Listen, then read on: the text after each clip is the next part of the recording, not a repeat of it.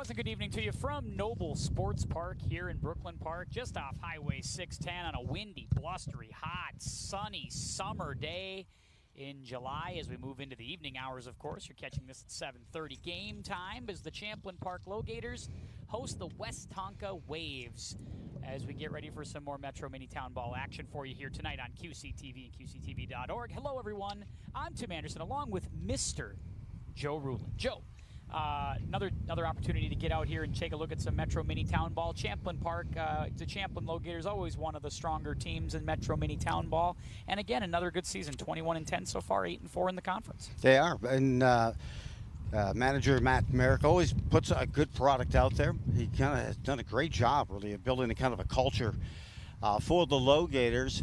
And I'll tell you, it's a team that doesn't shy away from playing the top competition. In fact, they played some top A teams, just a few of them in the last couple of weeks, and I've had some pretty good success with A-level ball as well. So I'm looking forward to seeing them. They've had to shuffle some players in and out since the fourth, and some injuries and just things that happen through the season. But I'm looking forward to tonight's game because there's just a few left before they begin playoffs. Yeah, and it's always a joy when you can get a chance to watch some of these guys like Sam Riola play, who is just a fantastic player.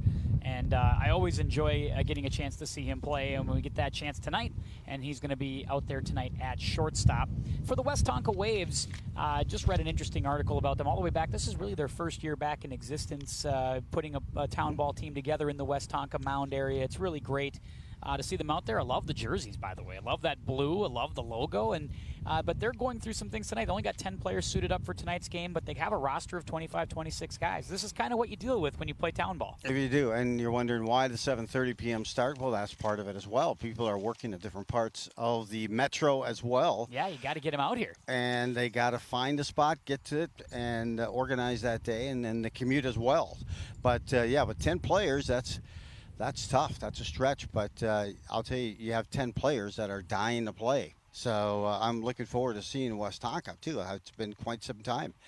And I think they have some pretty good talent. Yes, they've certainly looked all about that western suburb area to try to put this team together. Some players from Waconia, players from Maple Grove, Minnetrista, and also some players from Minneapolis and whatnot as well that fill out their roster. So we will get a look at them, and they can slug it a little bit. The one stat they said, we don't have a lot of stats, but we do know we've hit 43 home runs as a team this year, so there's that. Now, I don't know how that's going to play into tonight, Joe, to be really honest, because the wind is howling right now. It's an in wind, and it is blowing. We like to call this a 2 or 3 club wind in golf here, and that's kind of what we've got here tonight. It is blowing, and it is going to be very, very challenging for these hitters. It's a kind of a British Open type of wind. Yeah. But coming straight in from right, directly from right field to home, and you could even see in batting practice and in field, really, it added a little bit of longevity and velocity to those outfield arms. So it'll be a night where, hey, a pitcher can maybe give up a good pitch down the middle of the plate, and it's not going to do too much harm. Might even add an extra mile or an hour or two to him as well. Starting pitchers tonight. I'm thinking that is going where I was getting as well. It will pick up some velo. You might be right. Dylan Wilson on the mound tonight for the Champlin Logators, and they'll be relieved later on probably by Charlie Hutchinson. At least that's what Coach Matt Merrick, playing coach Matt Merrick, had to say for us this evening. And on the other side, Cole Easley, not to be confused with Cole Beasley, the wide receiver of the Bills. Cole Easley will get the start tonight for Westonka. We are just about ready to get started here, and hope you enjoy it. If you're hanging out at home tonight, just nothing to do but surf through YouTube, I'm glad you're watching the game, or on QCTV.org or on QCTV. Wherever you're watching the game, hope you're enjoying it. It's a little hot to go outside anyway, a little windy. What are you going to do? You're not going to barbecue or grill or anything like that. It's too much. Too much going on out there. Too much. Too windy. You might as well also just take the game in and enjoy it, right? I'm thinking the same thing, and I am really. I think you'll get a joy watching this Matt Merrick team and the Logators. They just put things together. They put the ball in play. I enjoy some of the. They go back to some of the bunting basics of the game. Make the defense play. They don't give a team extra outs. And that's the reason they find themselves doing so well every season. So it's an expectation on how they need to play. A little bit of a defensive switch to start the game because Ryan Brunn's not active at the moment. A little bit of a late scratch. Might see him later in the game. So they have shifted over. John Koenig is going to go play at third base for right now. And And it looks like they have moved a different second baseman in, and we'll try to get a number on that very quickly as Dylan Wilson begins his warm-up tosses. And we hope to see Ryan Bruns, because that is the veteran, bespectacled, one of the all-time greats of Metro Minny ball. So we want to be able to see him at some point here this evening. And we'll let you know when that happens. And, of course, he's the all-time leader in hit-by pitches as one of those. All-time. Those are, a bit of a dubious stat, but you're allowed to have it. And, hey, anytime you can be the leader of anything, I'm a big believer in it, if you can.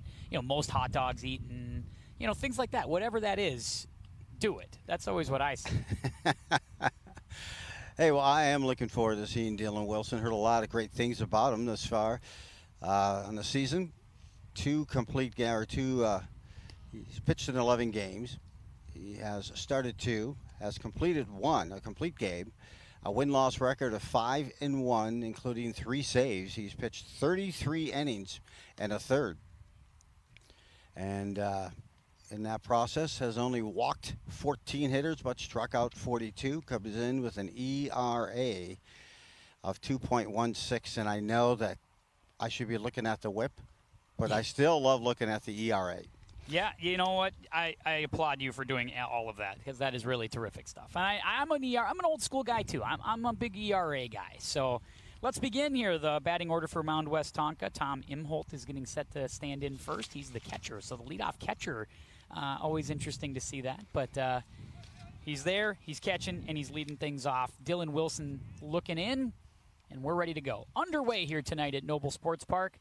Hope you enjoy it. First offering. In there. Strike call there. That's Dead a good start. red fastball, get up top early. So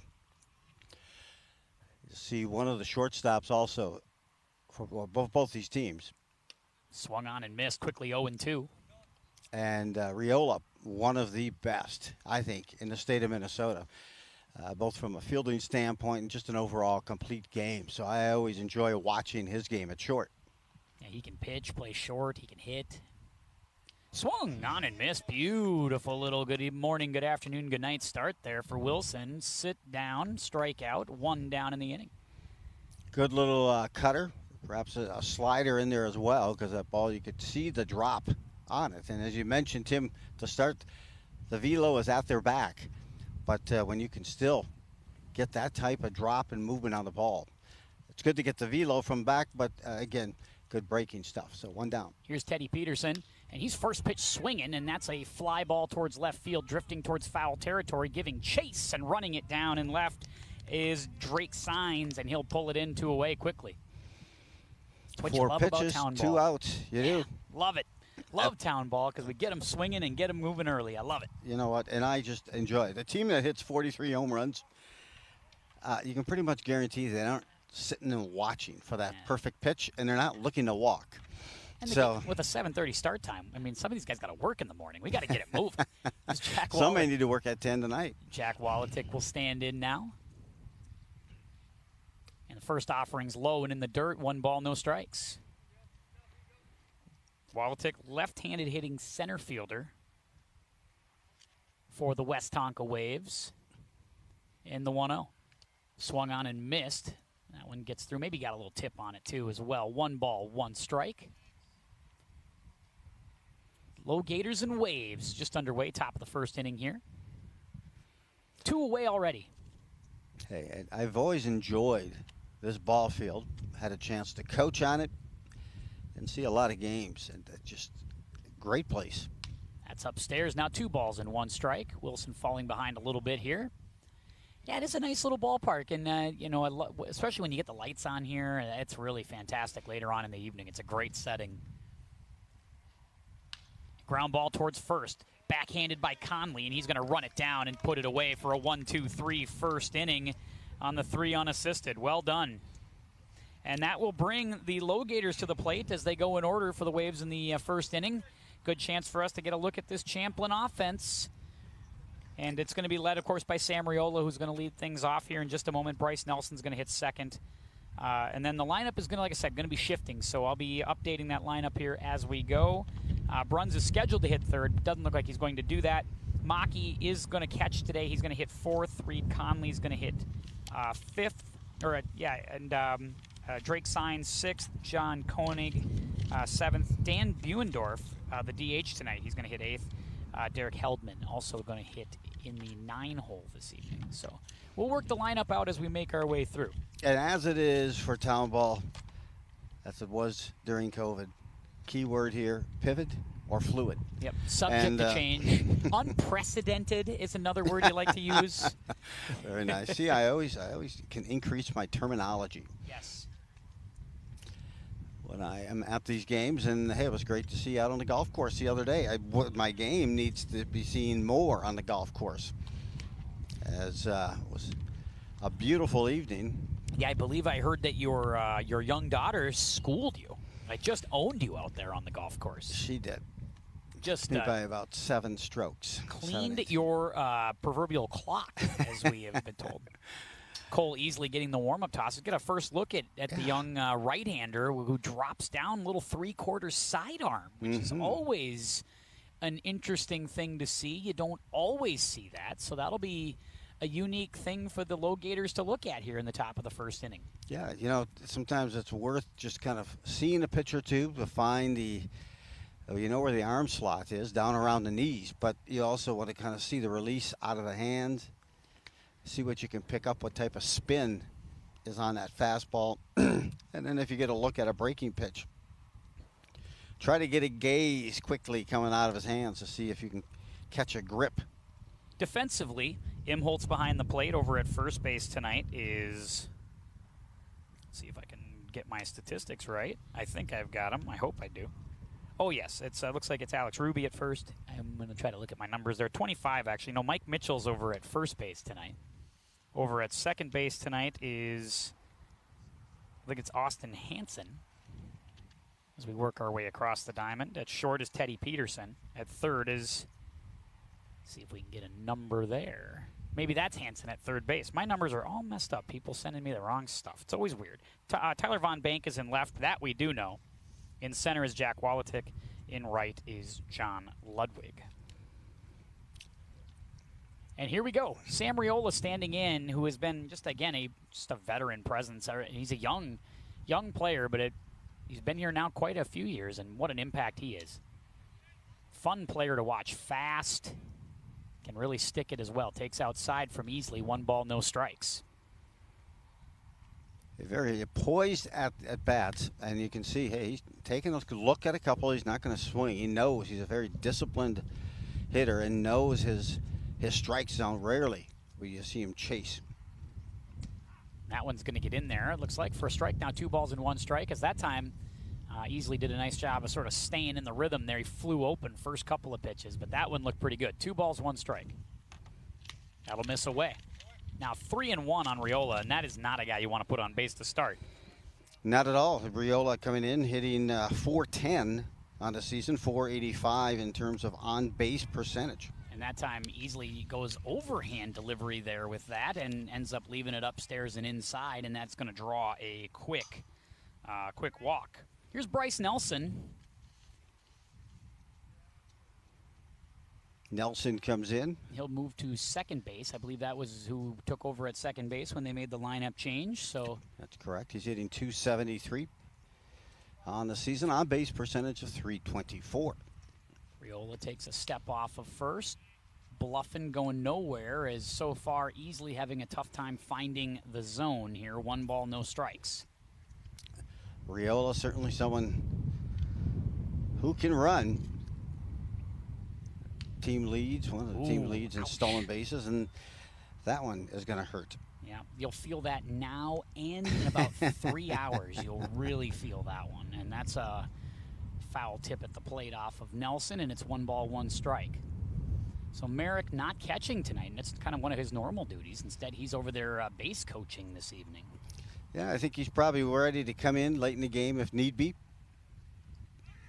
Riola leaving. Imholtz down to second, not going to get there in time, and Riola gets a stolen base. Well, and hey, you knew it was just a matter of time, especially with that sidearm toss. It takes a little bit longer on the release. It gives you a couple more steps. And he did everything, hey, you want to see a leadoff hitter. First, he saw a lot of pitches, drew the walk. Second, Took about, that was the third pitch he had seen, and finally was able to quickly diagnose a good time to release and get down to second. So runner at second, no one out for the Logators. And the pitch. That's ripped down the line. That's going to get foul and out of play. Count rides along 2-2. Well, I don't know if you ever, as a kid, would play on a windy day in the tennis court with like ping pong balls or pitch with wiffle balls. Oh yeah, sure. That's what this reminds me of. Really sidearm with a lot of the wind playing into the roll as well. Nelson just throws the bat at it, and it's going to go down the line and foul off to the right and out of play. But there's going to be a lot of movement. There's a lot of spin happening already on the sidearm, the release as well from Easley. And so, and with that wind blowing in, there's all kinds of formulas happening here, Tim. Maki waits on deck. Riola sitting at second base now, getting a nice lead off of second and the 2-2. That's a ripped foul. I couldn't predict the wind tonight, so I parked a good ways down. A good ways down, and I parked behind one of the bigger trucks, which I thought was the right idea here. Yeah, I'm sure that QCTV will reimburse you for that Sherpa. I'm sure that they will. You know, they got big, come right out of Taylor's bonus budget. Bouncer, that's going to be a tough play towards third. In fact, he has to play it. Not going to make a play on Riola. Everybody's safe. Little surprised that he didn't charge that one, Hansen, and instead it's going to be a little infield hit. I think he was hoping to, hang on to it and tag Riola at the same time. Yeah. Wasn't able to do that. Yep, and I don't know if you saw it so clean. The ball, you really couldn't, you could barely hear it hit the bat. And I don't know if he misjudged also that he had topped that thing. But I'm looking forward to seeing Ethan Maki get at it here. Well, even with a charge on that one from Hansen, I'm not sure he's going to get Nelson at first anyway. It's going to be tight. And they just had when he decided to play it, he had no play anyway. That was the only shot he had. True. So here's Maki, who's catching tonight. Oh, boy, he went around on that one, and he was fooled on that one. Opened up that front shoulder as well a little early. He's had, Ethan Maki, 116 plate appearances, one of the team leaders, second only to Pooter. And that's a hit foul out of play. Look out, vehicles. Everybody's safe. Oh, that hit the tree and knocked it down. How impressive. That is good tree placement. I always say that about the golf course. A good tree placement is very important. 1 ball, 2 strikes on Maki. This would be a big one for Easley as he works out of the stretch inside and low, and that's going to be 2-2. Maki hitting .351 the season, 16 strikeouts, 15 walks. But here's the key. One of the team leaders, 27 RBIs for Maki. Trying to open it up early with runners on base, and that's going to get hit foul again and out of play. Stay at 2-2, and that's the thing. You're going to get a lot of those chances when you have Riola and Nelson, some of those guys out in front of you, getting on base to the degree that they are. When Riola's hitting .410, you're going to get chances. 2-2. That's hit foul, and that's going to get out of play once again. That time a little bit late on it, and Easley is certainly mixing it up on Maki a bit. Yeah, well, that time he came inside and really locked him up. The last couple of pitches, not allowing him to extend those hands, and locked up Maki. So let's see what he comes with here. I'm going to say it's off the plate. Coming up and in. 3-2, count runs full. Jack Pooter waits on deck. I couldn't figure out if that was just a changeup or what, because you didn't see the drop that you would. Wasn't quite like the Ephus soap bubble, but it was not full of a lot. And there's a shot that's going to get down for a base hit to center field. Nelson's going to make his way to third, and it's going to be first and third as Riola scores with ease, and it's 1-0 Logators. Boy, that was a well-struck ball, kept the hands inside the ball, and Maki shows exactly why he's been able to knock in 28 runners on the season and also sustain that average of .351. That's on the rise now.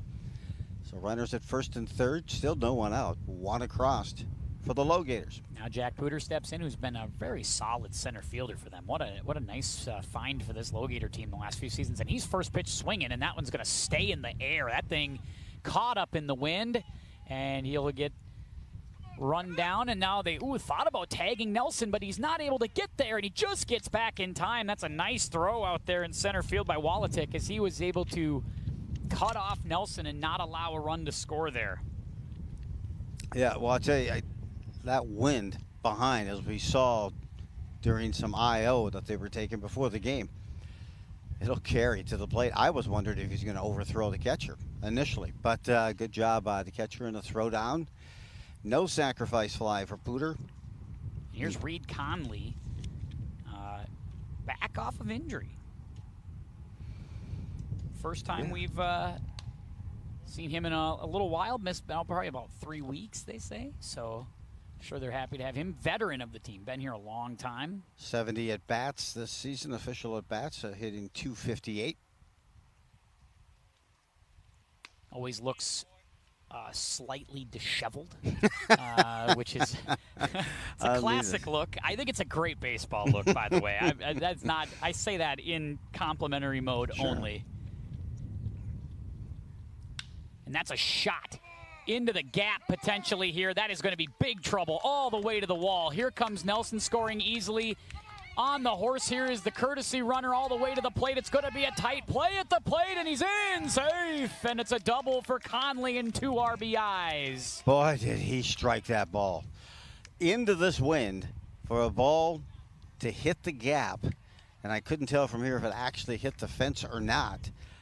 But he struck that ball right on the nose. Big time double, and now up 3-0 of the Logators. And now 3-0, 1 out in the inning still. Bases still have Conley at second. And we keep it rolling for Drake Signs.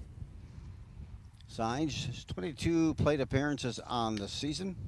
First pitch misses away from Easley. Couple of base hits, couple of RBIs. An on-base percentage of .318. And that's swung on and hit. Wind holding it up to left field, and it's deep, though. It's deep, and it's off the glove of the left fielder. And it's going to get down off the air. Conley not able to go too far because he thought it was going to be caught, and he's going to be held at third. I'm going to say that ball was gone if not for this wind. He struck that thing. That thing was gone. I mean, it was well, and that, just you could tell it was clearly swirling on the left fielder, who was having all kinds of try. Von Bank was there, but just struggled to try to reel that thing in. And now that ball, God, I heard it scream when it left the bat, and into this force wind. The last 2 at bats for the Logators have been, not slouch in terms of hits into this wind. They've sent G-forces through. We're not sure that the wind is going to take a ball out tonight, but it's going to play trouble with the fielders out there as well. Like, they're going to have to deal with some of that swirling and some of that knuckling of the ball out there. Well, yeah, and as you're tracking that ball and running the outfield, you got to make sure you're running on those toes. If you're on the heels, it's going to be definitely bouncing. There's a strike there, and Easley's had a tough time getting ahead, but he needs that one there. 2 balls and a strike on Koenig, who's the hitter now. That's going to get in there as well, 2-2. Easley just needs an out. We'll take that here, 3-0. Bottom first, now working quickly. And that's just inside, and that's going to even the count at 3 balls and 2 strikes. Koenig, a lot of time pitching, 27 official at-bats on the season, hitting .182. Swung on and missed, and that's a big strikeout there with kind of the pause move there, a little Johnny Cueto action from Easley, who's mixing it up, doing all kinds of stuff there. And that one clearly threw the timing off just enough on Koenig to send him down, and that's the second out of the inning. Dan Buendorf, the hitter, and he'll take a strike. Buendorf, 46 plate appearances on the season, hitting .293. Tough night if you were colorblind, with the Waves wearing that nice blue, that kind of powder blue, and that sweet little green jersey for the Logators tonight. And that's going to miss away. You cannot not wear green with the name Gators. No, you got to have green in the wardrobe. Last year they had kind of like a bluish, tealish color. That's going to be kind of off the fists, and that's going to be a tough play there at first. Rushing is Easley to get to the bag, and does. And that's a nice job by Easley to work himself out of the jam, because that could have been a bigger inning than that. But instead, it is 3 runs across for the Logators, and after 1, they lead 3-0.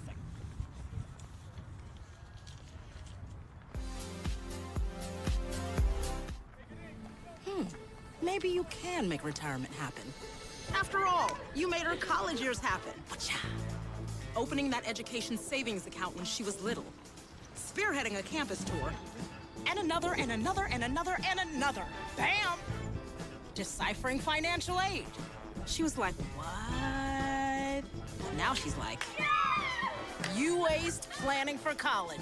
Now get the tips you need to get on track at aceyourretirement.org. You quit smoking and thought, that's that. But here's the thing about lung cancer. By the time you see the symptoms, it could be too late. But now, there's a new scan that can detect lung cancer early, when it's more curable. If you smoked, get scanned. Talk to your doctor or learn more at savedbythescan.org.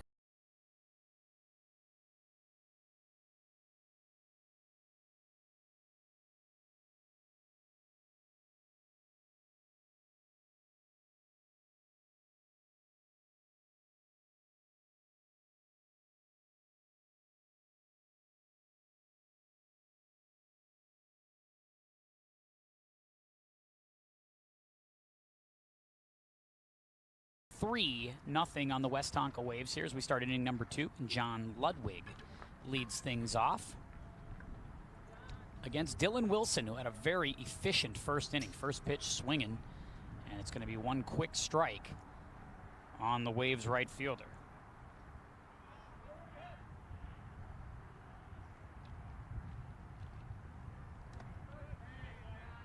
And that's going to be 1 ball, 1 strike there from Wilson.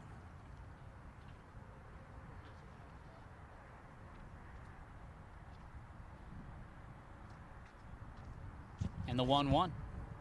That's a shot just foul down the right side. Joe making his way back. I just feel so insecure without a pen. Got to have it. That's why I try to bring multiple pens, but you didn't ask me for it. I have several. I just, I got to own it. It's got to be mine. I understand that.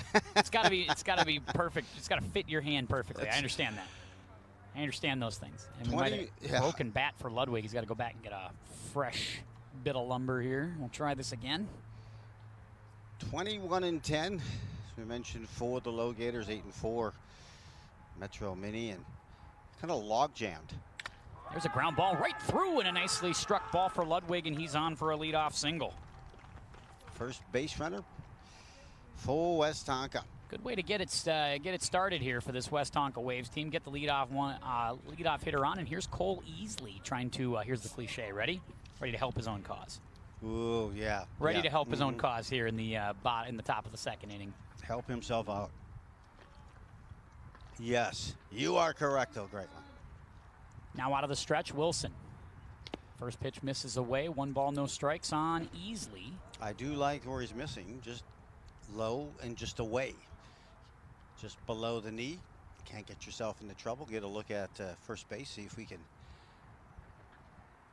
catch a tell or an indicator if he wants to go. So that'll miss low, 2-0. Easley, I thought, settled down nicely there in the first. Gave up those early base runners. And then a big strikeout there. Runners on second, third. Big strikeout and then an infield ground out to end the inning. That was big. That's upstairs now, 3-0. Wilson out of the stretch for the first time. Maybe not quite finding that same release point. So he'll have to dig in again as Ludwig leads off from first. Taking, I'm guessing, all the way. And does. 3-1. We mentioned about the logjam that's taking place in the Metro Minny for second. It says in the standings, there's second through sixth.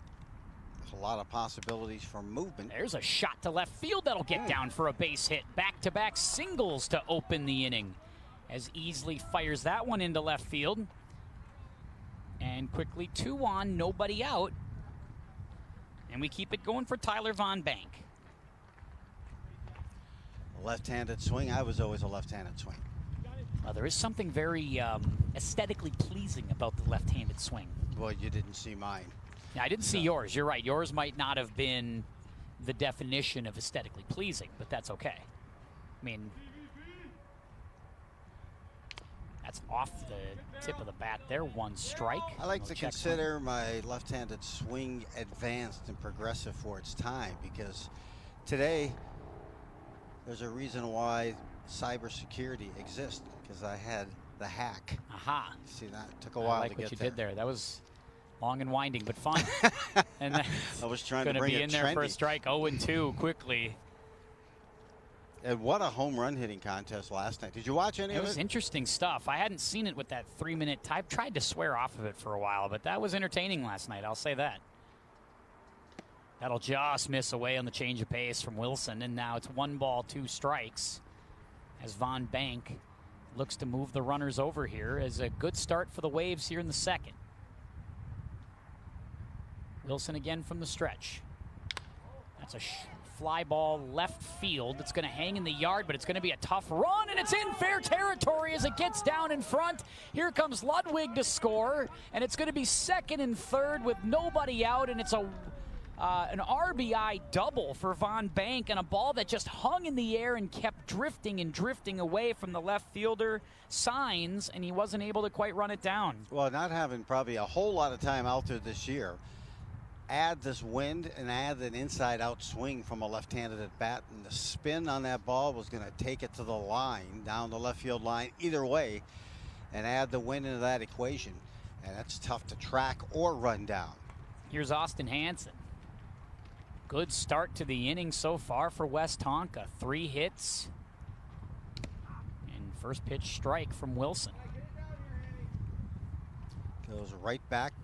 It's ahead of this hitter with a dead red fastball. Needs to get an out here. Certainly would trade one. Trade an out for a run right now if need be. But a strikeout here would go a long way. That one's in the dirt. Nice scoop by Maki. And it's 1-1. Yeah, good to see Maki back there. I've seen him at first and at third this Seen him season. at right field. I haven't seen him this season, but in the past, yep, outfield. And I remember That's in there. I believe 1 that and 2. was a position for him when he played at Legacy High School and the team went to the state tournament. So I had 1 and 2. Let's kind of see what his comfort pitch is with that 1-2. And maybe try to waste one, maybe go up in the zone. We'll see right here. Wilson's 1-2 is low. Nice little pitch there, and almost got, clearly was looking to try to get Hansen to fish there, but nice plate discipline from the Waves third baseman, and the count is even at 2-2. Shakes off Maki. The pitch from Wilson. Swung on and missed. Beautiful pitch. Nice spinner. Came in with a breaking pitch. Second strikeout. Yeah, kind of targeted his back ankle, back foot here for that left-handed at bat, and got the K. Needed that. Mike Mitchell now the hitter, second baseman. Mitchell with some ducks on the pond here, trying to level the game at 3, and Ken with a base hit, but he'll take the off-speed pitch in for a strike. Starts off with that breaking ball. So he's getting more and more confident. Once you have confidence in at least 2 of those pitches, it makes life a little easier. That'll miss away. Some good command. We said that the Logators were 21-10 this season. Last year at this time, they were 23-8. It's pretty much right on line. Yeah. Ooh, that's going to catch the corner there. Nice job of framing by Maki. The only difference is they were 8-0 in the Metro Minny at this time. They're 8-4 the season. That hence brings into that log jam at second place. 1-2 to Mitchell. Bouncer, little chopper. Run's going to score, and it's going to be a tough play at first, and they're going to have to eat it. Infield hit for Mitchell's going to bring a run in. It's 3-2. High chopper. Just could not come up with that clean. He's coming in. He was playing, pretty far back. First inning, you're not exactly going to play the infield in. Had a long way to go, and then you're trying to grab it, collect it, transfer the ball. Couldn't do either. And a strike to Alex Ruby, who's now the hitter. The number 9 hitter for the Waves. Runners at the corners. One down here in the second as the Waves with a nice answer to the Logator 3-run first. Now some would say, hey, number 9 hitter, don't throw him a curveball. Don't let him get the ability to catch up with the ball, but his breaking pitch Swung on and missed right there. is devastating. That looks like more of a cutter on that last pitch. Some good velo, some good movement down. I'm going to guess he's going to do the same thing. Well, Ruby didn't look like he was able to catch that one. So let's see if he brings it again. He does, and that one's going to miss away. 2-2. Westonka looking for the equalizer, and something in play in the middle of the field, in the infield, or in the outfield will certainly do that. That's coming in now 3-2, and you don't want to lose Ruby here because we're going to turn the lineup over, and Imholt's going to hit next. Yeah, you don't want to flip the lineup here. Get the number 9 guy. I think he's going to come back with his breaking pitch. The payoff. Swung on and missed and got him. What a pitch. And a big strikeout. For the second out here, and they'll gear it up here for the leadoff hitter. Getting a run as they flip. See if they can get out of here with just a 2-run surrender. Tom Imholt, who struck out on 3 pitches to start things in the first, will get a chance now with a runner on third. Swung on and missed that one up at his face. Goes up for some high cheese that time. That's going to be 1 strike, and so far he hasn't touched the ball yet. I'm going to guess he's coming back, breaking pitch right here. Wilson out of the stretch, continuing to try to deal his way out of a jam, and that's in the dirt, and a good stop by Maki. Anything past the catcher here might bring a run in as well. So that was a big stop.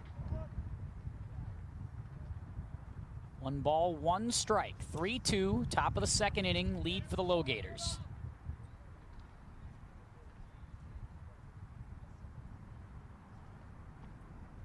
Coming up and in, 2-1. Play it off to high cheese that time. Wilson does, it seems like he's got a nice, now he's kind of found a little rhythm from the stretch. At first seemed a little uncomfortable at the start of this inning, but now he's kind of got a little vibe going here, repeating that delivery. And as soon as I say that, he skips a 58-footer to the dirt. 3-1, that's the old announcer's curse for you. You go ahead and file that away if you're scoring that one at home on your bingo card. I know Coach Merrick. Inside, and Imholt draws a walk. Draws a walk. I know Coach Merrick had said, hey, this is one guy that's really picked us up in terms of making up for last year's losses has been Dylan Wilson. On the mound, we said 5-1 with 3 saves. 42 Ks. He's got what, 2 today? He's got 3 so far, 2 in this inning. 45, and only had 12 walks coming in. All right, Teddy Peterson needs a little bingo here with 2. Oh, that's a nice little slow curveball there, and that's the 1 old strike. yak pitch. Yeah, that is a yacker at the very definition of the word there. Takes a lot of confidence to throw that pitch, doesn't it?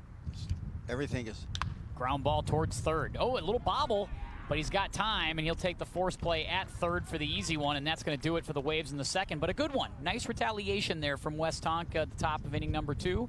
They get 2 runs, get a few hits, leave a few men on, and now the Logators will go and try to extend their lead here in the bottom of the second inning. That's right, we got music early. I don't know if we're going to break early, but we'll take it, I guess, if we're going to. It's anytime we can get Matchbox 20 on here on the broadcast, I'm for it. So yeah, so we'll keep it up. Everybody gets that. We'll keep it right here for the bottom of the second inning. And you know, I've just finally had a chance to dial in the camera in center field. For those of you who didn't get a chance to see it at the top of the game, there's a look at what our defense looks like for today's game. Chopper. And there's, as you can see, what we had in front. We had Heldon and Pooter signs, Riola, Nelson, and Koenig on the wrong side, but that's okay. All right, Koenig is on the right. He's at second base, not third, but they're figuring it out. Actually, no, he's switched to third. They got it right now, and Conley's at first.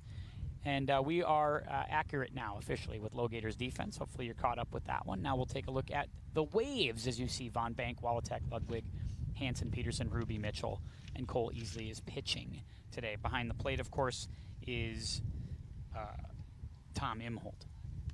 As they wait for him to get his gear on, Easley gets the warm-up tosses rolling here in the bottom of inning number 2. And I'm guessing number 17 is the 10th player. Yeah, Will Stein. And I don't know that I'd have my number 10 guy without a mask up there catching a side. Yeah.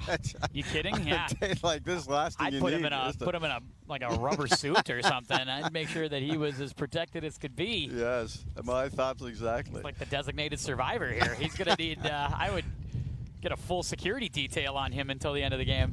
I would need to know blood type, everything. There could be a transfusion needed. So, whatever it takes. They send him out there. So for Easley, after kind of a tough start to the first, he was able to kind of battle back in the second, looking obviously to. He needs a quick one here, right? I think that's safe to say. He needs a nice, if you can get a first, like a 1-2-3 inning or work a real quick 10-pitch or less kind of inning, that'd be just what the doctor ordered for Easley here in the second. Certainly would. It certainly would. And you know what? Just kind of wanted to get a look and you know, hey, he'll get a look at Conley here. Is that Conley? It is Heldman, actually. Derek Heldman's going to lead things off, who's the left fielder, batting ninth, and then we flip to the top of the order with Riola. Yeah, and my point was, hey, too, I'll get a look at him now the second time, and I got to think he's going to throw things differently their second time up as well, as he kind of extends his portfolio, or maybe we saw that whole portfolio. Well, one thing you'll see here is he'll just have to get ahead a little bit more. Fell behind a lot in the first inning, and he's quickly ahead 0-2 here to start the second on Heldman. And the one thing that I did notice that I like, a lot of guile. Like I said, a lot of changing of his arm angles, you know, slowing his delivery, working different speeds, ground ball towards short. Going to be a tough play, but they'll get up with it quickly, and there's one down. I say it's a tough play because a lot of Logators, they have some station-to-station guys that don't run real fast, but then they got some burners who do run fast, and Heldman's one of those guys. They do. That gets up the line very quickly. Here's another one. You got it. And, hey, one of the guys, he had reached last time on a walk. Here did the leadoff hitter in Riola. Managed to steal second. Have 24 stolen bases on the season, the team leader in that, and then scored a run. So you got a chance to see maybe 3/5 of his 5 tools. So the first one out and first pitch in there for a strike. And again, a good start for Cole Easley to the second inning. Got that first out that needed, and now getting ahead of Riola, which is where you need to be. And comes inside, 1 ball, 1 strike. Getting that, I tell you, just getting that first out. 9, hey, I don't care if it's a 9-hitter, what hitter. Get that first out. Oh, look at how quick the hands on Sam Riola, and that's a base hit to left field. That ball didn't get higher than the mid-thigh, but it had top spin and was diving down. What that is. Explosive hands. You mentioned coming in hitting .410. So he's reached base for the second time in as many at-bats, or plate appearances, I guess we could say, with 1 for 1 and a walk. And now here's Bryce Nelson, who was also 1 for 1 on the day. 1 on, 1 out. And now out of the stretch is Easley once again. First pitch fouled down the line just past Matt Merrick. That pitch was left up around the numbers, right up top, and easy to get the bat head out on that one. And again, no leg kick as Easley, again, mixing up arm angles and speeds and deliveries, and that time a little bit one. He'll miss away, and again, Riola's taken off, and Riola's got a beat on Easley right now, and that's his second stolen base in as many opportunities. 25 stolen bases on the season.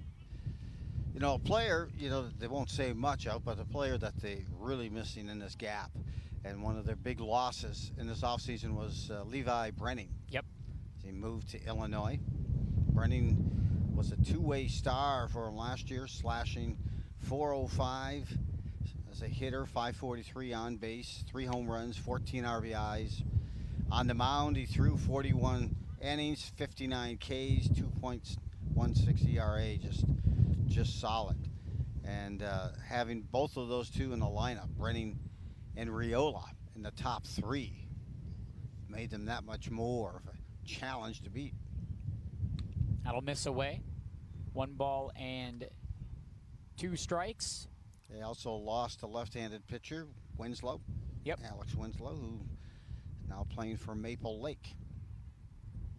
They do cycle through. That's kind of the nature of town ball. You'll keep some guys forever, as this Logators team has done, and as those Anoka Bucks have done for years. You keep some guys just for a long, long time, and then you try to sprinkle in with some guys around the edges, and what's what they're trying to do this year. And again, shot foul, and hanging in there now. 2 balls and 2 strikes still on Bryce Nelson. Yeah, and it's one of these things that as a manager, you've got to kind of keep even keel, stay positive. But guys want to come back and play for winning teams, and they want to be able to 3 and 2, play at a high level, and they want to know that, hey, the manager knows the game, kind of the etiquette. So in Merrick, hey, I think I saw this percentage, a catcher, right, by nature, but also a good manager. Ground ball towards short.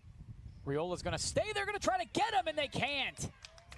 Boy, they don't want Riola advancing, and they tried to get him at second base.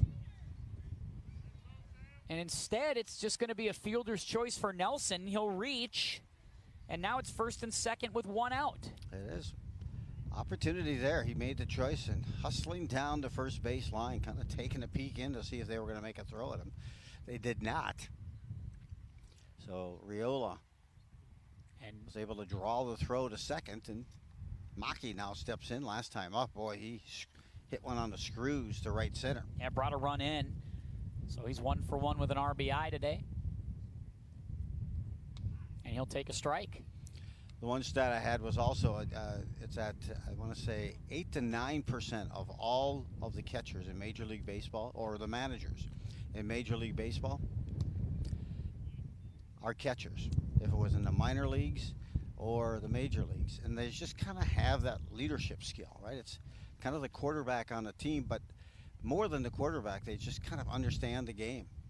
That's going to be low. I think they have to, though, right? When you think about the fact they have to handle the pitcher, so they understand pitching. That's already something. Like, they understand, psychology, pitch psychology. Mindset. Yeah, what pitchers need to do. But then also, as an everyday player, you understand that vibe as well. Defensive situations, alignments. You got to know everything. Shot towards left center field and deep.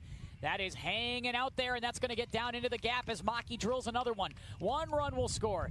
Nelson's going to get held up at third, and it's going to be second and third with 1 out as Maki gets his second RBI of the day on his second hit. Well, Maki's going to drive the center fielder crazy for Westonka, because I saw him purposely move over to that right center gap just to cover that, and he tagged one this time and hit it straight away at the light pole in kind of left center. It's where the center fielder was going to play initially, and then remembering that tag he put out there, just crunched one to right center. This time he goes left center. So Hutchinson, who's the courtesy runner, will come in, and it is 4-2. First pitch in there, first strike on the outside. And Easley, who got the first at bat pretty easily, no pun intended. Now, again, dealing with this very difficult top of the order for Champlin. Foul out of play this time for Jack Pooter. Yeah, he's officially seen twice as many pitches as he did his first time up. Yes, fly ball to center. No sacrifice. 300 hitter. Had a good average, 128 plate appearances. Up in another good spot here. 2 on, 1 out. And now quickly behind 0-2. One thing Easley has done this inning is he's gotten ahead. He's done a nice job of that. And again, he has. It just needs to now find that finisher pitch, that closing pitch that can get him out of the inning. Yep. That can get an out, that can get a strikeout here, it could get a pop-up, something that keeps the runners where they are. The 0-2. Ooh, just missed on the outside. Not a bad look, no chase that time from Jack Pooter. Good plate discipline there from the Logators center fielder. And the 1-2. Swung on and missed, and that's a big strikeout on a little change of pace that time. Yep, and you're right. He just does something different. Maybe stalls in his release home. With the runners at second and third, they're probably not going to go anywhere. Just kind of hangs in that middle spot. So now here comes Reed Conley Conley hit a double, scored 2 runs, brought 2 runners in with his. Big blast towards the right center field fence back in the first inning. Takes strike 1. Conley put a charge into that first one, wants to do it again here. And yes. They've had some balls that could have gone out on a normal night. They are really tagging the ball here into this wind. And the wind is letting up a touch. It's not as crazy as it was at the start of the game, but it's still blowing pretty good. The 1-1 in the dirt, dug by Imholt. Now 2 balls and a strike. Conley coming in with a 258 average. One of those veteran guys that's been here a while. A couple of RBIs more tonight. That's popped foul. Look out. I just couldn't see it. Couldn't see it. That's why I was a little worried. I was going to have you. We understand the rules here, yeah. right? Like, you have to cover me in these situations. Oh, of course. I'll be the first one in the truck. Probably pull my hamstring. Boy, another change there as that delivery got really funky from Easley. Conley fouls it straight back. Easley that time a little more herky-jerk to that motion just to try to give Conley something different to look at in a 2-2 count. Just puts the bat on the ball, and it's going to be a little floater, a little flare to short, and that's going to be no problem. Taking care of business there by the shortstop. So a nice job of working out of it by Easley. Does surrender the 1.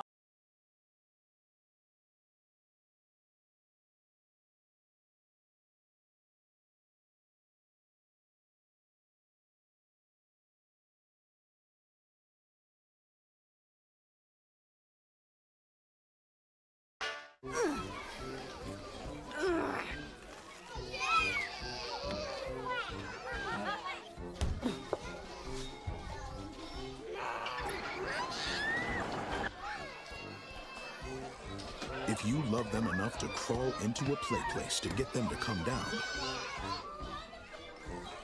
then surely you'll check nhtsa.gov/the-right seat to make sure they're in the right car seat. Type 2 diabetes can have a big impact on your life, but how can it be prevented?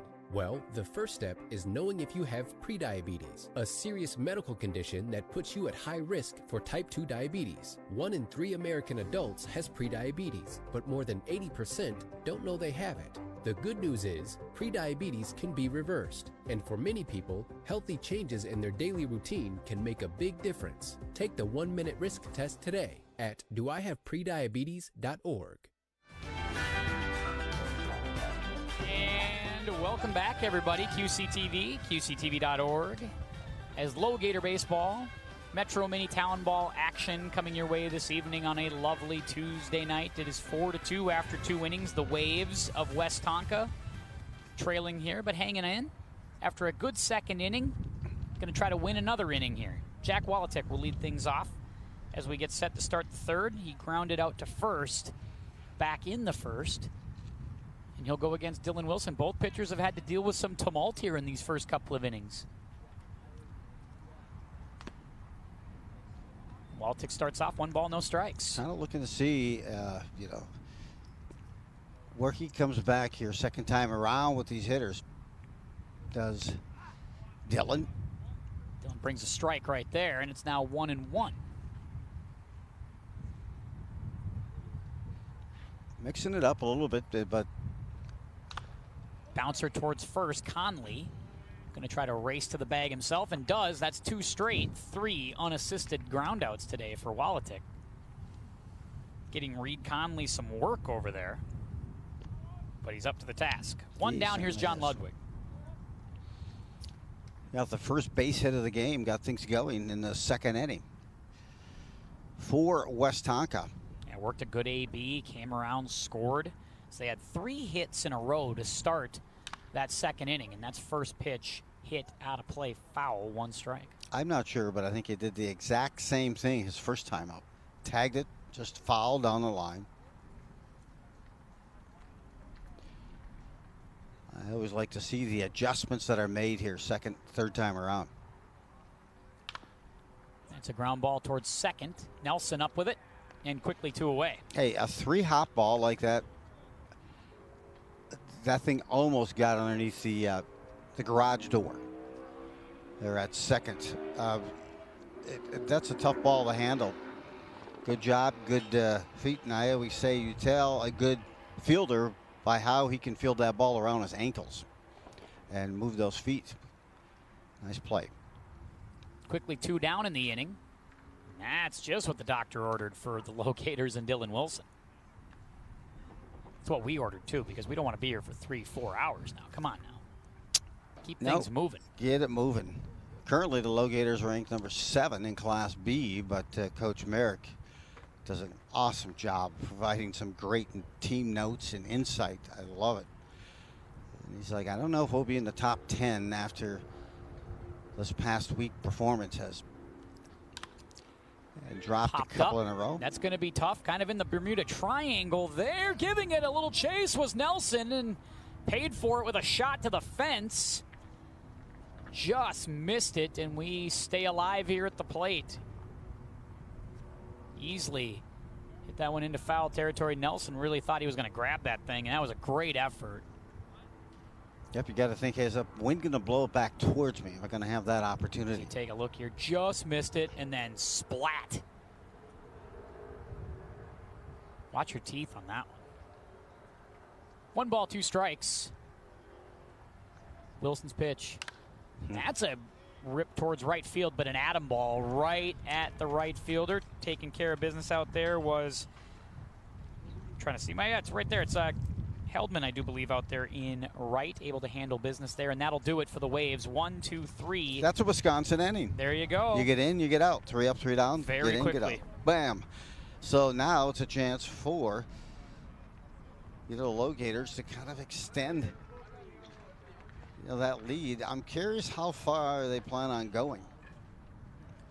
Well, they got Westonka with their starting pitcher, and if they can move some guys around.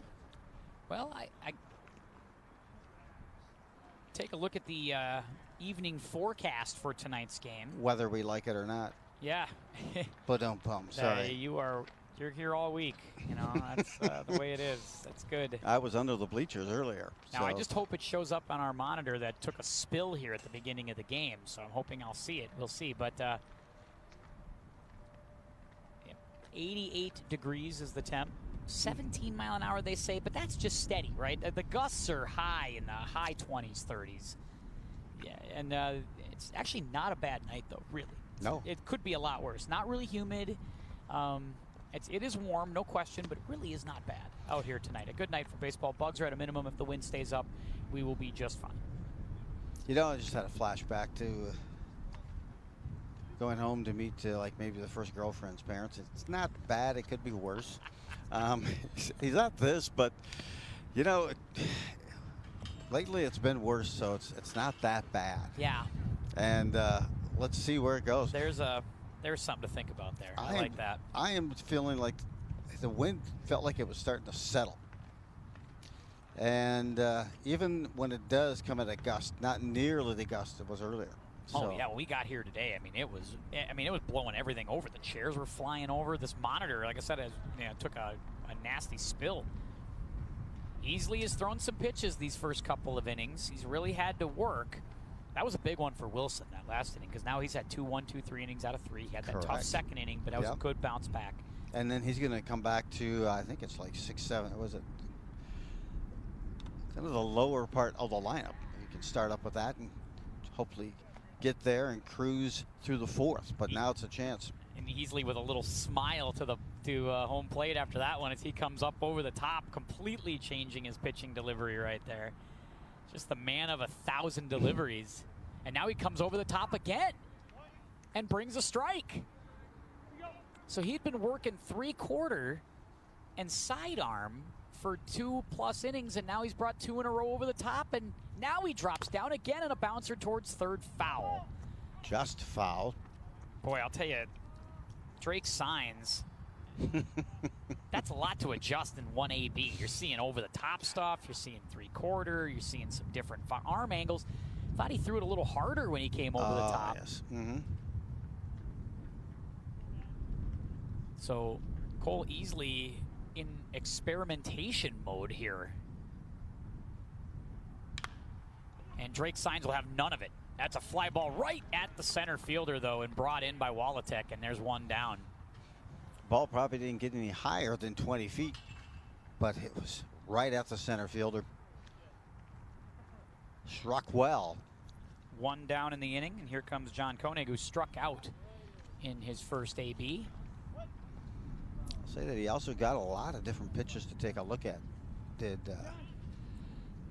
Sayers at that last at bat. And now he tucks in there, kind of. That reminds you of like Nolan Ryan right there, the way he kind of did that. He's just bringing all kinds of different stuff. This is now I'm more interested in just watching what the next one is. It's almost like he's trying to let's see how many pitchers I can emulate here a little bit. How many different motions, different release points. Drops back again to his traditional three-quarter, and that's going to be a tough play in the hole. Running well, and they just get him at first base. Got him by about a half a step. Boy, I'll tell you what, really good stuff from Alex Ruby at second base. Able to get that one over to Mitchell quickly for the out. And there's two away. That was not easy. No, and you know what? Here's the thing. At second, you got to have the footwork and get to that spot in order so you can be on that back foot and make that quick toss. First pitch swinging. It's popped up in the air. A can of corn potentially at third, but the wind is blowing everywhere, and it drops. Third base needs to, and Easley was going for it, and he was trying to have it, but that's got to be third base ball right there. I mean, the pitcher can't be fielding that one. Yeah, I think maybe third base has not had a lot of experience there. I'm not sure, but well, you're absolutely right. That's third base ball all the way. Yeah, you got to call off the pitcher there. And now, unfortunately for Easley, he didn't help his own cause there. He had a chance to get out of the inning, and instead he drops one there, and it's an error and Buendorf able to reach on that error. Second error of the game for the Waves. And there's a strike. 1 ball, 1 strike as it's Heldman, the hitter now, the 9 hitter for the Logators. Looked like it was going to maybe be a quick inning, and now at least has to work to 1 more hitter. Lights on officially here at Nova Sports Park as we are in the bottom of the third.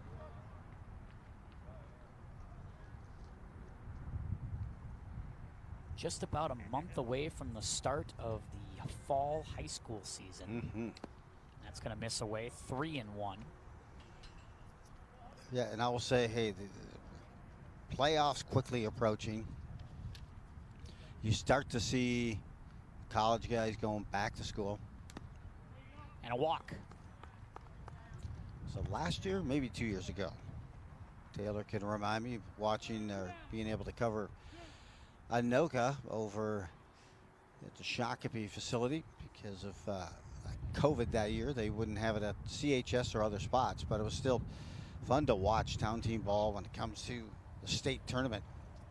And you see Cold Spring, for instance, had a stud at shortstop and a pitcher. And you might have remembered him because he was a high school football quarterback the senior year 2 years ago, but he had to get back to Nebraska where he is a shortstop for Nebraska as well as they were starting. But you saw that because teams are coming to the state tournament, but they didn't necessarily have their best team with them. As many had to return. Yeah, some guys you kind of get as a rental, kind of a part-timer. You get guys who can play, you know, maybe a couple nights a week, and you got to make it work. Here's Riola, who takes the overhand delivery and shoots the gap, but it's going to hang in the ballpark just enough. Well struck, but able to run it down was Von Bank and end the inning. So they get a couple guys on, but not able to do much with it. And after 3 innings of play, it is still 4-2 in favor of the Logators.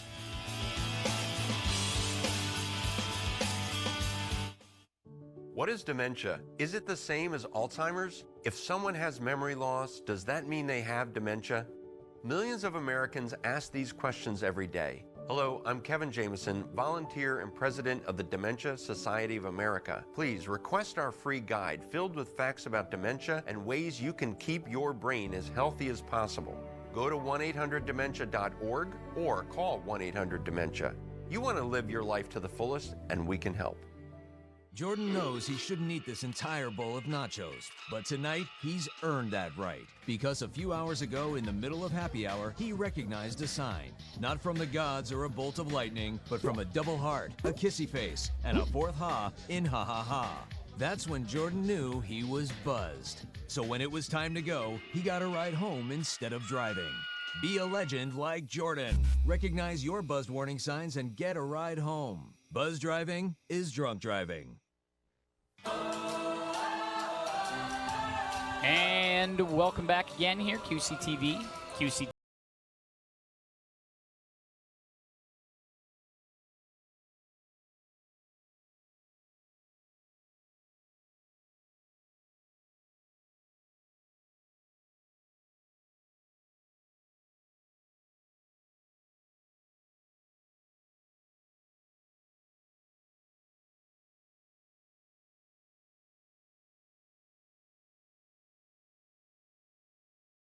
An 8. Just missed it. Yeah, not bad. Von Bank back in the second inning hit a big double. Scored a couple of runs. And he'll take strike one from Wilson. A ball that just hung in the air towards the left field line back in the second inning. And quickly 2 strikes. You know what I'm looking for right now? What does the word Von mean? That's a great question. I just love that name, Von and then Bank. You know, It's a great, it's a very solid name. Outside waste pitch there, 1 and 2. This is the kind of stuff I expect from you as the color guy. You know that, right? This is exactly, this is right in your wheelhouse. This is what I expect from you.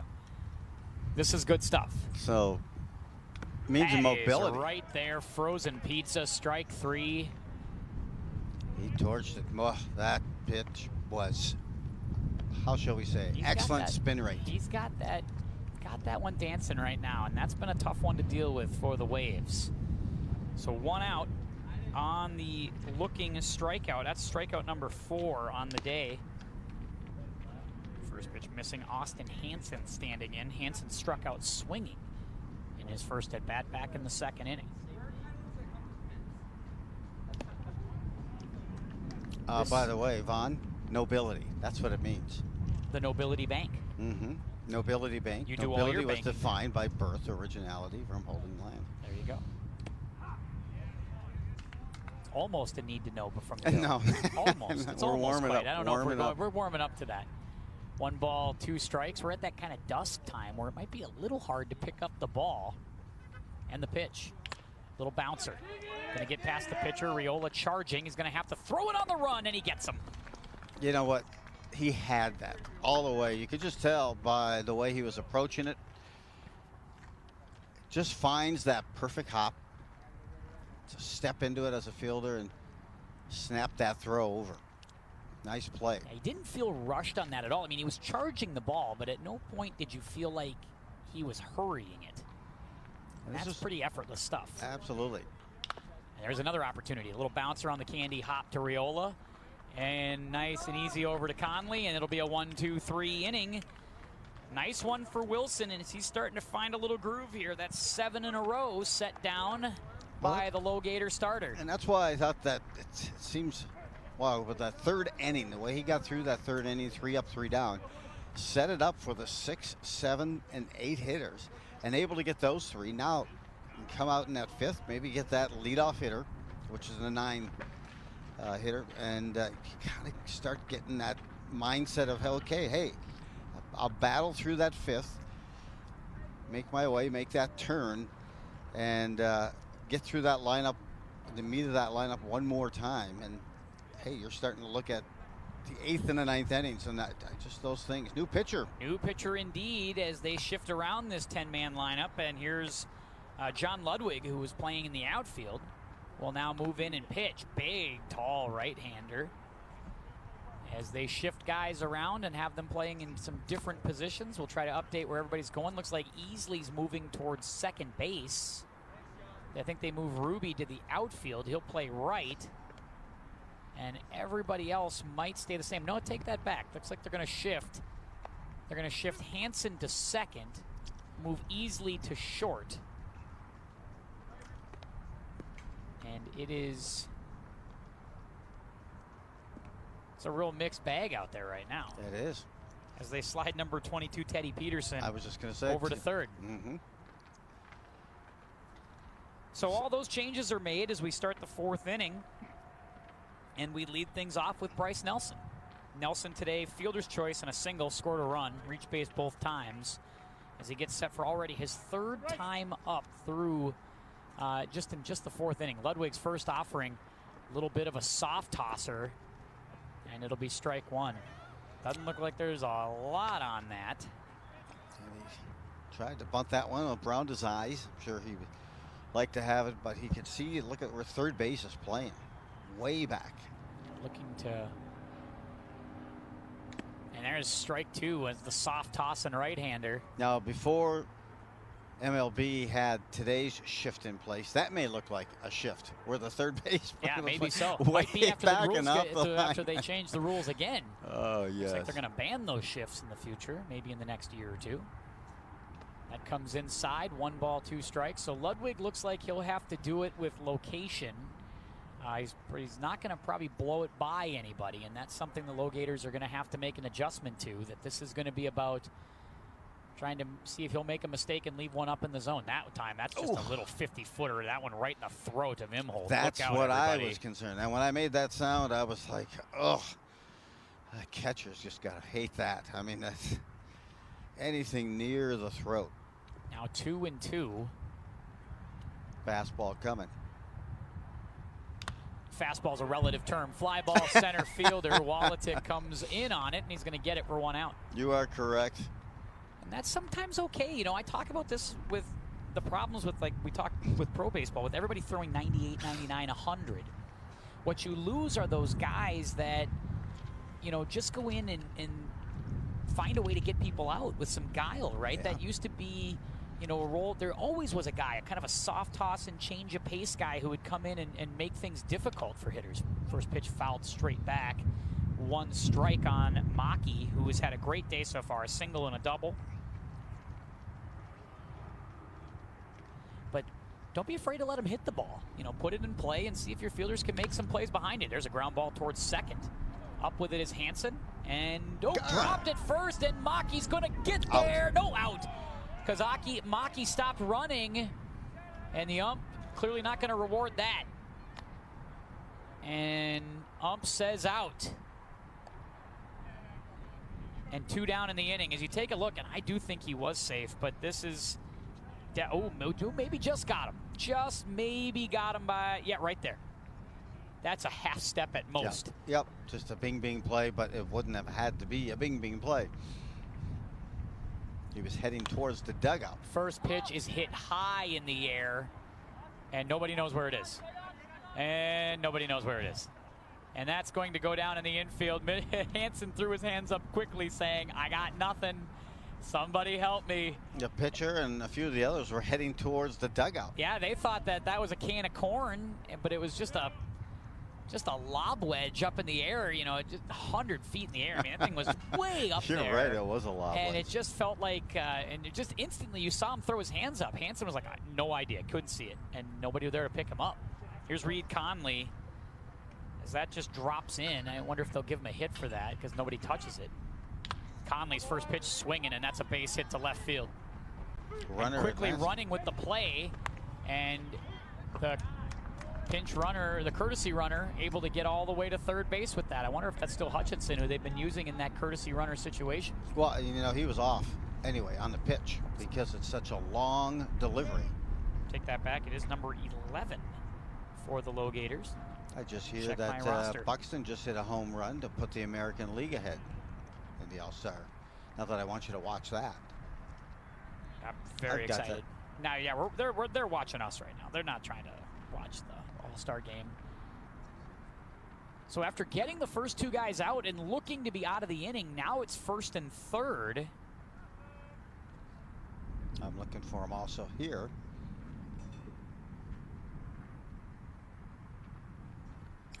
That's, again, ripped foul.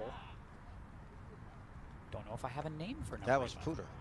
Jack Pooter. Oh, Jack Pooter. Okay, so yeah, Pooter was up after that. That's right, I didn't get him. So there he is. I had him. So he able to, so after the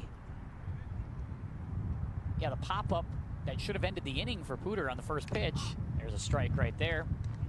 He gets on third. I think, like I said, I think we'll give it, probably have to give him the hit just because it didn't hit anybody. Yep. And Conley with a base hit, his second of the day. Yeah, he drove that one to left field. That gonna hit him. That hits Drake Signs, and that's gonna put Signs on.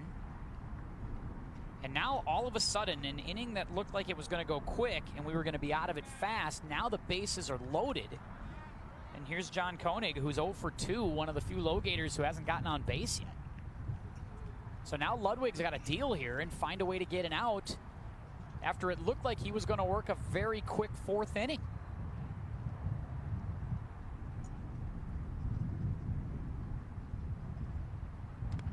Just a low ball in the dirt.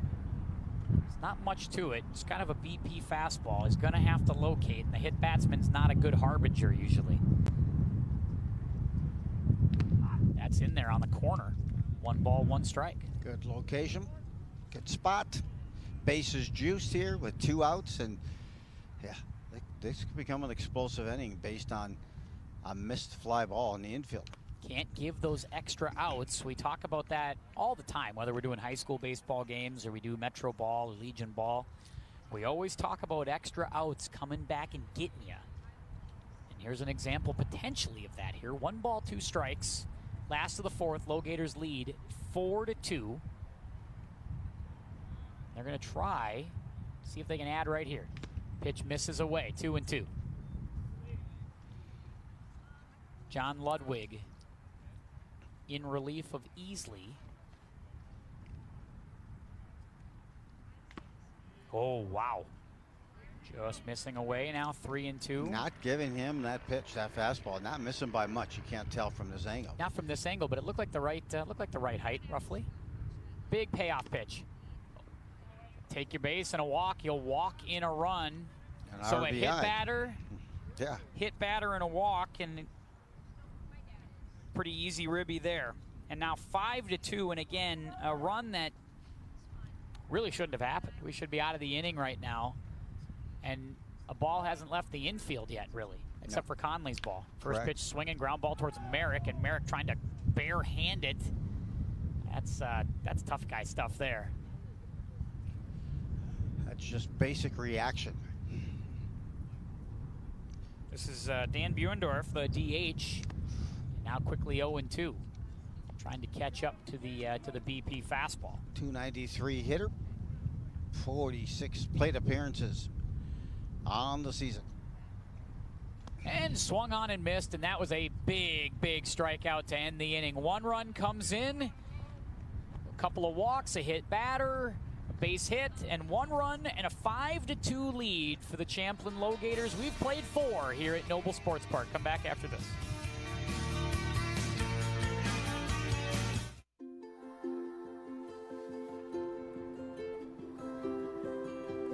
To Sofia and Gabriel, mis flores, my little flowers.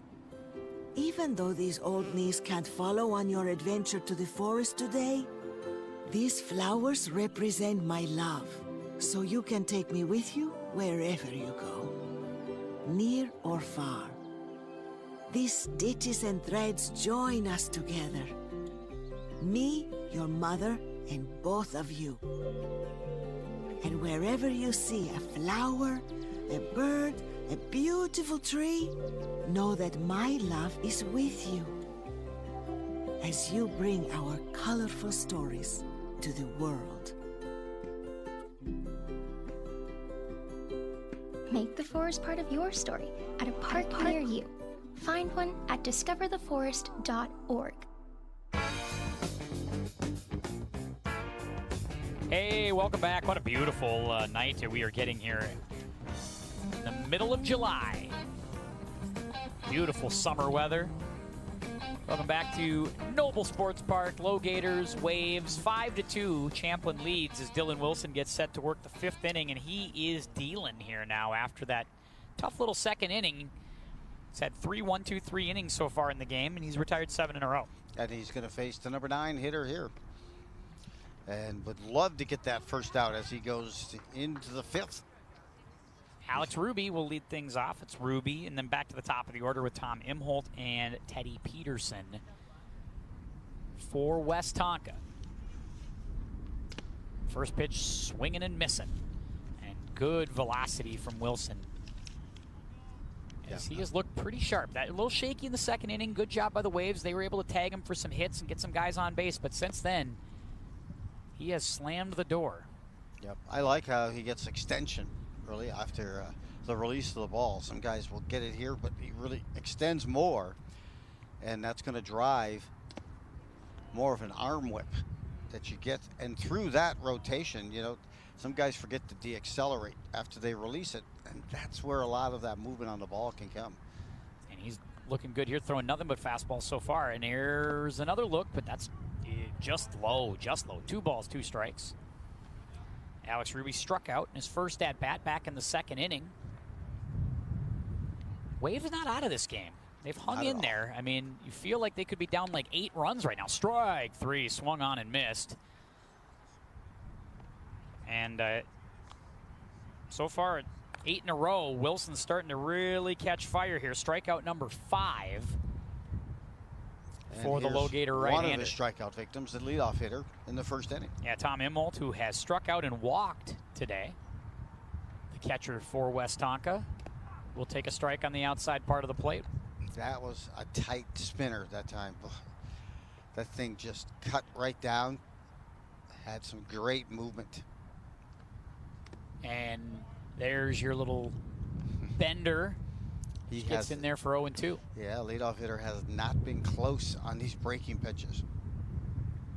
Does a nice job of mixing those in as well. In the dirt. You know, you rarely see him throw 3 in a row on that one. And that one, Maki had to block, didn't have to block, but it's just an instinct thing to do. 1-2 here. I think we'll see a fastball. Maybe he walks the ladder here. Nope. No, he goes in the dirt with it again, and another strikeout. And Dylan Wilson officially dealing here in the 5th inning. Strikeout number 6, 2 in a row, and now 9 in a row set down. And it all started back in the 3rd with Teddy Peterson, or in the 2nd with Teddy Peterson. Yep, kind of a hesitant swing for the leadoff hitter there. Wasn't sure he should go for it. And he probably, at the minute that he pulled the trigger to swing, you could see there he regretted it. It was in the dirt. Teddy today has flied to left and grounded into a fielder's choice to end the inning in the 2nd. He takes ball 1 from Wilson. Now 2. Move back. You know, a lot of breaking pitches to the top part of the lineup here. The last couple breaking pitches. Nice fastball there, but just missed away. And the count is 2 balls and a strike. I think it's 3-0. Well, maybe 3-0. That's what I would have thought too, but I was reading the scoreboard. And we'll get one there no matter what. So, yep, 3-1. 3-1 according to the ump. I'm reading him now. Better way to do it. Yeah, the scoreboard's moving like a stock exchange. And now 3-2. Counts full. Those numbers are flying up and down. Yeah. One thing true is not a lot of 3-ball counts for Wilson in this game. That's really, I mean, he has a walk, but he has the 6 strikeouts, but not a lot of these little 3-ball counts, and there's a walk right there. So Teddy Peterson able to reach first base runner in a while for the Waves, and it's going to get Jack Wolotic to the plate, who has grounded to Reed Conley twice. And Peterson on that last pitch really couldn't do much because I think he was thinking breaking pitch, and he came in with a fastball right in on his hands and locked him because he couldn't get a swing around anyway. So he was fortunate it was a ball. Like, I'm not going to swing no matter what here, so let's just hope for the best. And Wolotic's first pitch swinging, and that's an atom ball right to center field, and that'll do it for the Waves. Not even having to move that time was the center fielder. I'm That's not Signs. Who's out in center again? I forget. Heldman, I think it is. Heldman yeah. out in center field. Or Jack Pooter. I apologize. Jack Pooter's out in center field. A blame kid. So easy one there. So a nice inning. They give up the walk, but 2 strikeouts and a fly ball to center, and that'll do it for the Waves in the 5th inning. Still 5-2 Logators lead as we bring it up to the bottom of the 5th. Bottom of the order, Derek Heldman will lead things off, followed by the top of the order with Sam Riola, Bryce Nelson. And Ludwig back to the mound to work his 2nd inning, and really unfortunate that he gave up that run back in the 4th, because that should have been a pretty quick one for him. But instead, the dropped ball in the pop-up, or the pop-up that nobody could find in the lights. Yep, and that's okay, but he just came in, and I don't know anyone else knew that he couldn't see it. Yeah, and that was the problem. As we take a look at the Metro Minny standings, we talked about how tight this was, and it certainly looks that way, doesn't it? Blaine up top, 7-2. Obviously, some of these lineups are a little different because 8-4, I think, is what we have for the Logators now. But the Redbirds are right there too, 7-3. Coon Rapids, the Bucks, doing what the Bucks do. Just hanging around, playing good baseball. And St. Michael there as well at 5-4. Forest Lake 5-5. The Aces and the Cougars scuffling a little bit here. They are. Hey, with 2 wins here for the Logators, they could finish no lower than 3rd. Coon Rapids would have to win their final 4 league games, including the 2 against Blaine, for that to happen. So if they go 1-1 or 0-2, we need to finish. We'd finish as low as 6th, but I'd say they're in a good position to come in around 2nd. There's 2 games remaining, at least home game versus St. Michael tomorrow, and then Adenoka on Sunday.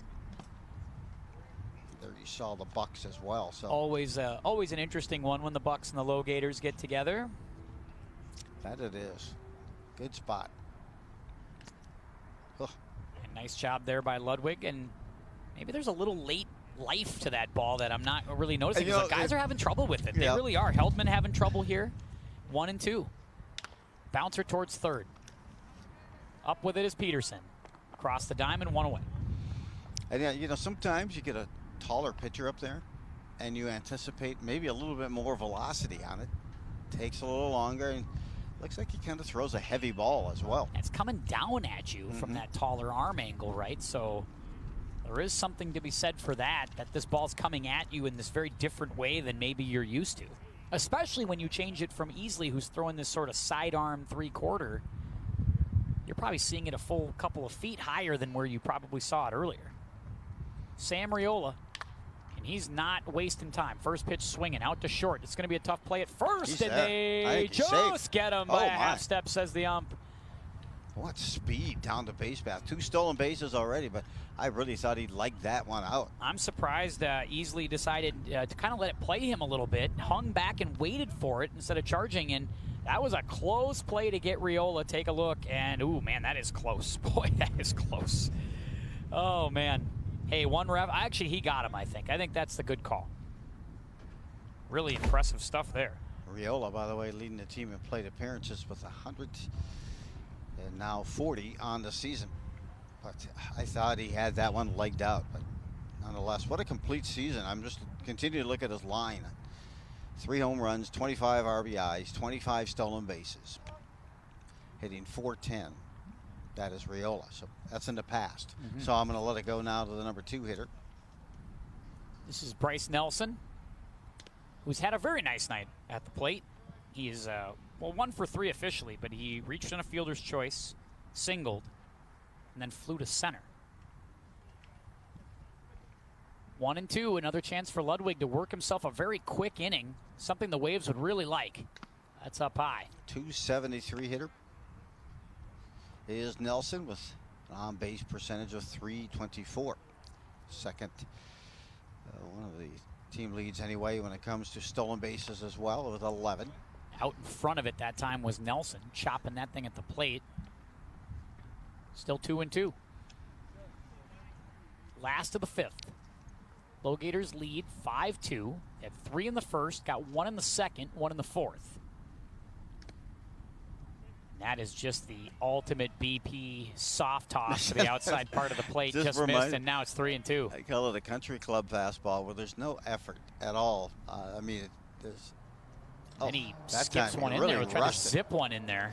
I think he heard us. He really kind of changed his delivery just on that release. I tried to zip one in there, and I think when he did that, just, clearly maybe moved his, kind of sped up his cadence a little bit there. Here's Ethan Mackey. Mackey tonight has flied to center, or take that back, has singled, has doubled, grounded to second. A very, very good night indeed. 2 RBIs for Mackey. And he takes ball 1. Once again with 2 out. Can they get out of this jam? Is it me, or has Mackey hit that same foul ball where you and I think it's just coming over the top the last couple of times up? Well, the wind is blowing it away from us. Thank you. And there's another one. Ripped foul out of play. And once again, 1 strike away from getting out of the inning. He worked ahead quickly and then lost. He's got such an effortless delivery. Nelson leaving. And he'll take strike 3, called on the corner on that stolen base opportunity. A little surprise there. Mackey caught looking, and that'll do it for the Logators in the 5th. No runs. They get a walk and nobody left on after that. Actually, 1 left on, and that'll do it. 5 innings complete here at Noble Sports Park. It's 5-2 Logators.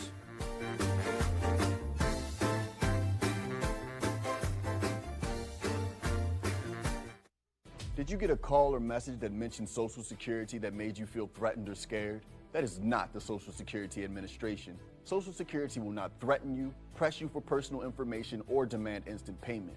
Social Security does not accept payments by gift card, prepaid debit card, internet currency, or by mailing cash. Criminals use these forms of payment because they are hard to trace. Don't fall for it. Hang up, ignore them. Report this criminal activity to oig.ssa.gov. Produced at U.S. taxpayer expense. When I was in foster care, I never knew when I would have to move. So I always had my suitcase ready to go. Then one day, I was adopted. My new parents opened their hearts and home to me. My parents cook my favorite breakfast for me every morning. My parents take me on trips I never thought I would go on. They gave me a home and an even better reason to use that suitcase. My parents aren't perfect, but they're perfect for me.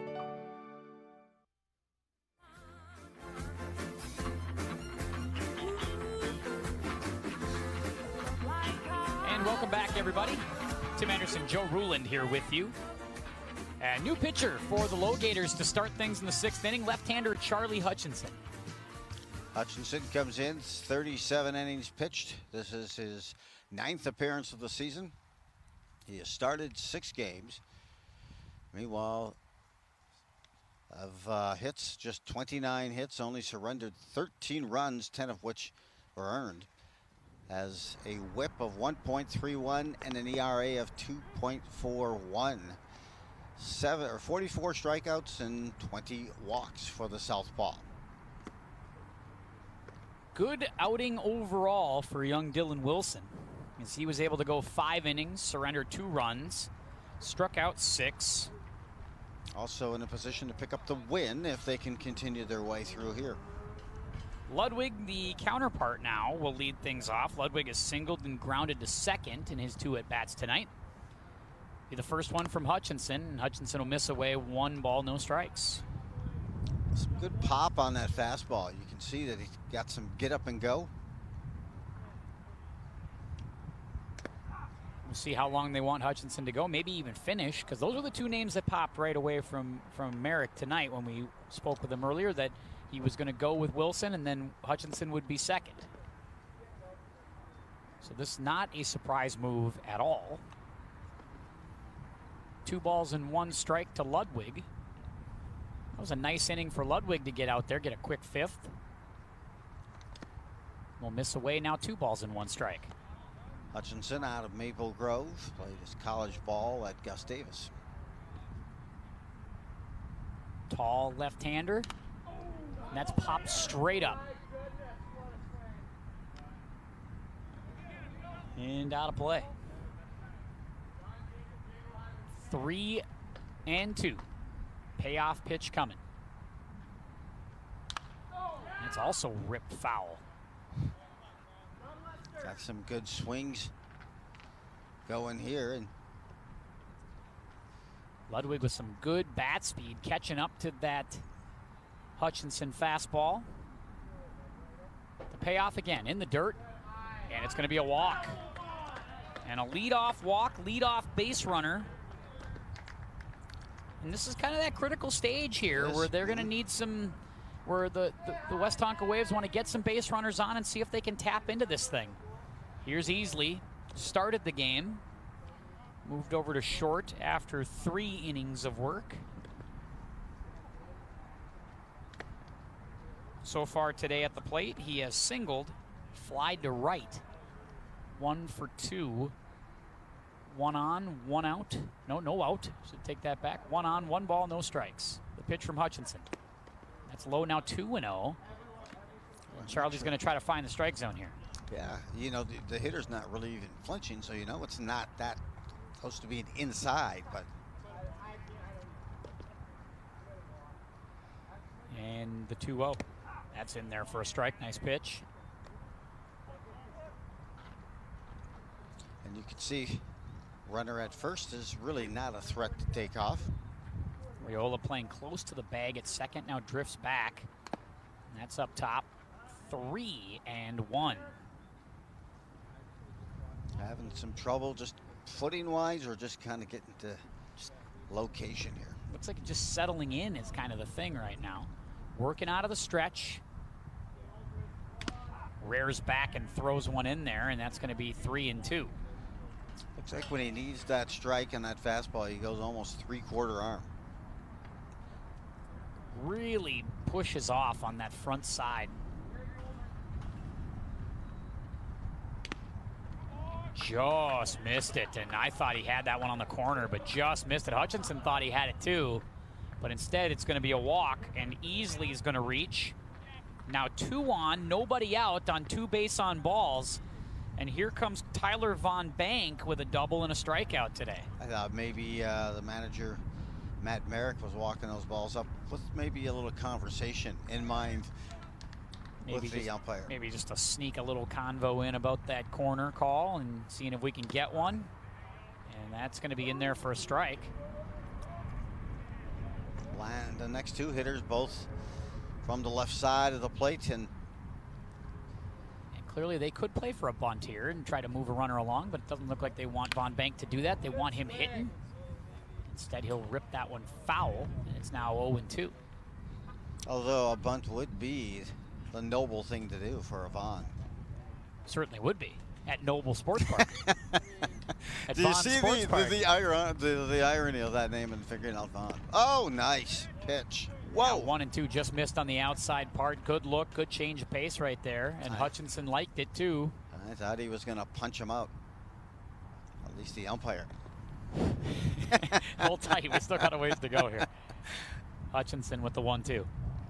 Got him on the check swing, struck him out. Nowhere near that pitch. Excellent, filthy pitch that time by Hutchinson. You can tell he's just now starting to heat up. Big strikeout. So after the first 2 reach base on a walk, that's a strikeout where the runners don't advance. And now here's Austin Hansen. Hansen has struck out and bounced to short. Getting the ball in play here, something to the outfield, probably get a run in. Now he thought about bunt and bluffed it, took it back, 1 ball, no strikes. The Westonka Waves giving it to each other. A little chatter in that dugout, very fun. Getting Austin Hansen to loosen up, maybe smile a little bit at the plate. And here's the pitch from Hutchinson. Takes a strike. I think clearly they told, I think they, in an audible way, said no bunt, I think, on that one. It was going to bunt. They said, put it away. It's on television. So they don't need to put their bunt signs out there, apparently. Those are just no signs. That was just the audible way. No need to hide that. A bit of a slider there, but those, if you're a left-handed hitter, those pitches get on you in a hurry. Tough to deal with the lefty-lefty matchup, especially with that arm angle from Hutchinson, because he pushes off on that on that front side, but he hides that ball pretty well, and it's hard to pick up right away.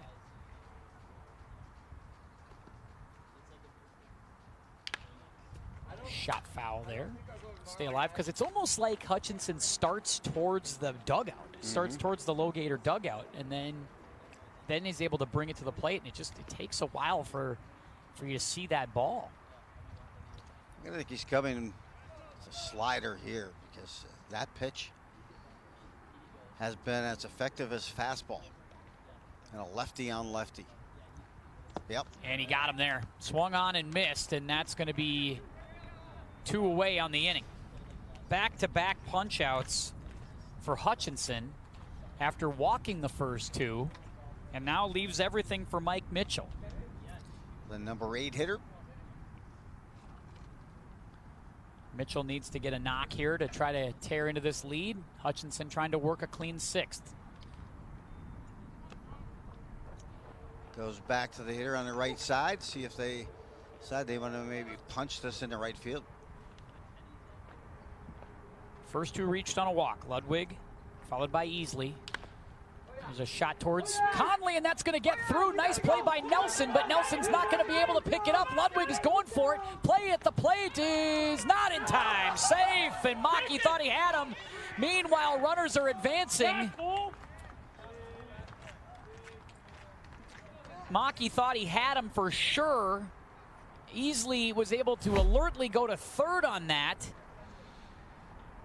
Ludwig running the whole way as Nelson had a tough time coming up with it, but a good job and a good throw here. There's the bounce, and I don't know. Hard to see from there. Landed as he got the tag on the hamstring. And there's the, he didn't get, I think he's safe. I think that's the right call. Well, getting a little juice going here, and the number 9 hitter steps in. So they're able to get a run across on 2 outs as Mitchell reaches. It's 1st and 3rd for Alex Ruby. Ruby has struck out and struck out. But a base hit here would score a run and get it to 5-4. Swung on and missed, 0-2. I don't know if you heard what I said before that swing. I said it's a good time to punch this thing to right field. Sure and did. I'll You tell got it. He got a good pitch on the outside part of the plate. It wasn't all the way in the right field, but caught it right in that tough spot between where Conley had a tough time with it. There's a bouncer right off the plate. Going to be a tough play for third. Got to hustle with it. Not going to get there. Safe at first is Ruby. And now they'll flip the lineup to the number 1 hitter. Well, that was nice hustle. Nice hustle by Ruby to reach base. We'll take a look at that tag one more time from this angle, see if we can get it. Ludwig is running the whole way. There's the ball. And right there, they got him, I think. Oh, actually, it's really tough to tell where he's on the plate, but man, that's so close. Yep. Such a bang-bang play. That's very close. Nonetheless, the run did count, and then they got another one there as Ruby's able to reach on the infield hit. Great camera work again. Coming down the third base line. A good look. Gosh, I thought that was going to be close. I thought they got at it, but right now, let's just finish this hit, or this hitter, and if you can get the leadoff hitter to go down, now you get a chance to start that next inning with the leadoff hitter behind you. So the 2 walks do come in to score this inning, as Imholt able to shoot that one foul. Couple of little duck snorts, not much on those hits. They didn't even really get out of the infield much, and yet they deliver effectively, and they get 2 runs in, and all of a sudden we've got a ball game here in the 6th. Well, a couple of walks that second walk was close. That surprised me. Dropped that elbow down a little farther than usual. Did Hutchinson on that release, which is why it got high, ran up on the hitter. Imholt probably happy to see Wilson out, struck out twice and walked. And yes, absolutely, as he shoots that to right, but that's going to stay in the yard, and an easy play and a put away, and that will do it for the Waves in the 6th inning. But they get a couple runs, a couple walks, couple hits, they leave a couple on, and we go to the bottom of the 6th inning. It's 5-4 Logators in a game that you just feel like they've owned from pitch 1, and yet we've got a baseball game here in the 6th. Yeah, they put up some crooked numbers to start, both teams, and then they went quiet, and finally another crooked number here in the 6th for Westonka. And the reason I say right field is because when a left-hander's throwing that much power, that much command on their pitches, if you're going to try to pull that thing, you better hit it straight on, otherwise open up that stance and try to punch it to right and see if you can get it in play. Beautiful look. Great sunset. Good yes, luck. It is lovely tonight. Just couldn't have got it better. I mean, it's been a little warm here the last few days. Nice to get that breeze, and now it's a little chill. It's just perfect. It's just perfect out right now. Fantastic. So we go to the bottom of the 6th inning. And they do not have their number 10 hitter here, or the 10th player warming up the catcher. I guess not. No need at this point. Got the point. word in, apparently. And Westonka piecing it together here, as you can tell. That first year, getting back out there. Maybe Ludwig's like, now I'm throwing 62 miles an hour. I don't need much. We're good. We're good. It really does. I mean, I got to think, too, that ball has some late run. Yeah. Something because I get the vibe that he so could pitch all day. Like, he's got kind of that rubber arm feel. Like, you could just throw him out there. He'd throw 12 innings if he had to. And technique-wise, it just looks so effortless. The only one was looked like he got a mosquito bite at the last minute. Yeah. Sped up his motion and walked the guy. But otherwise, it's been very good. Effortless. Jack Pooter stands in, and he's got just an absolutely fantastic swing. I mean, it is so aesthetically pleasing to look at. He has singled, he has flied to center and struck out. So maybe not the day he's wanted. 1 for 3. Trying to get things going here in the bottom of the 6th, and he's swinging. Ground ball to second. Hansen got it on 2 hops. 1 down. Well, here's someone who has certainly put the ball in play and scorched it a couple of times. Reed Conley, double, single, a little flare to short. A couple of RBIs, I believe. Jack Pooter looking a little despondent on his way back to the dugout. Someone might want to go over there and sing him a song or something, get him going. Foul, first pitch, out of play. Let him know the sun will come out tomorrow. That's the forecast, anyway. Of course. There's Conley, 1 strike now, and the pitch from Ludwig. That's going to be low and in the dirt. And I think part of what's worked is you haven't seen him just hang balls out over the middle of the plate. He's been getting it around, up, down, changing arm angles, changing location. Ground ball by Conley. Scooped up nicely at third on a 1 hop, and they're able to get him at first and 2 away. Nice job by Peterson, able to stay with that and get it to Mitchell for 2 down. That was a long 1 hop. If it's going to give you a hop, at least have one like that where you can read and adjust and trap it if you're at first. So now we go here. Drake signs with 2 down now in the inning. He reached on an error out to left on a well-hit ball. Got hit by a pitch back in the 4th and also flied to center.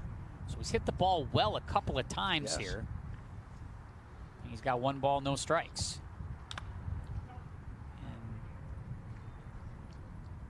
Almost got our QCTV truck. We try to keep track of that number during the course of the year.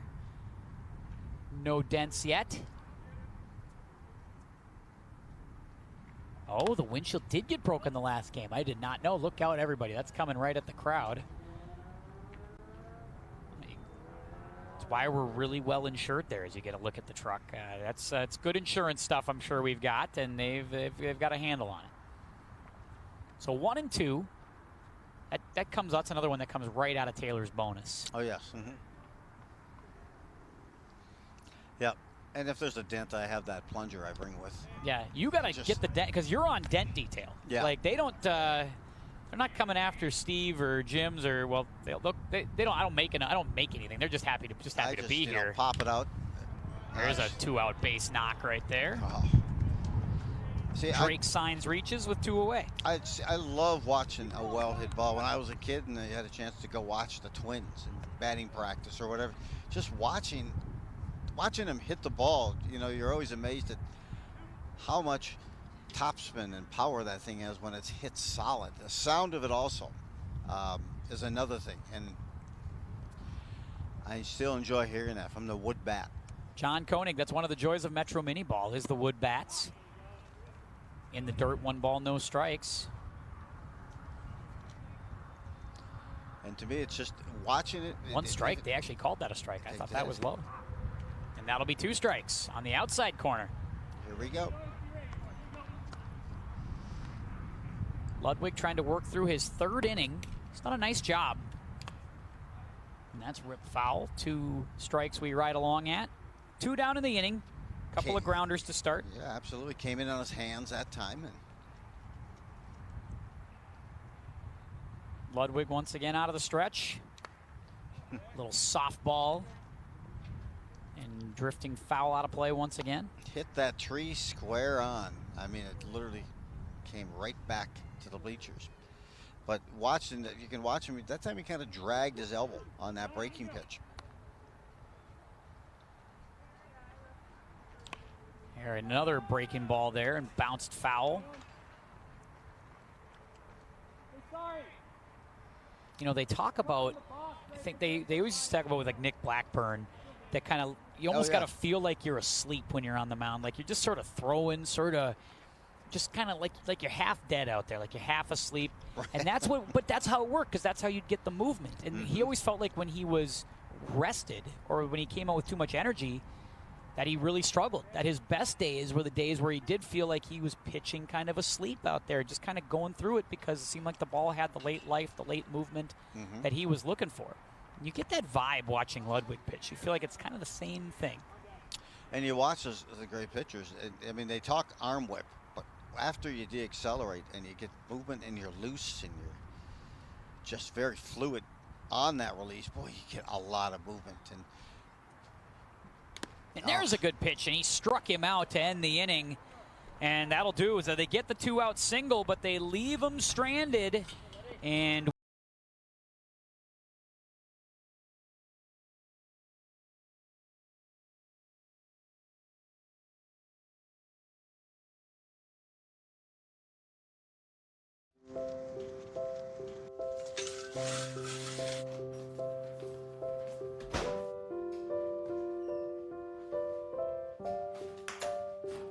I like to eat apples and bananas.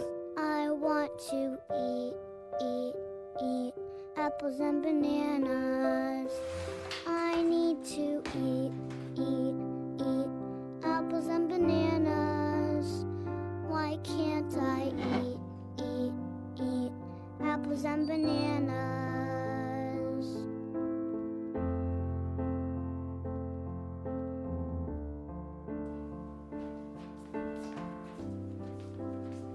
Support the Feeding America nationwide network of food banks to help provide meals to those in need.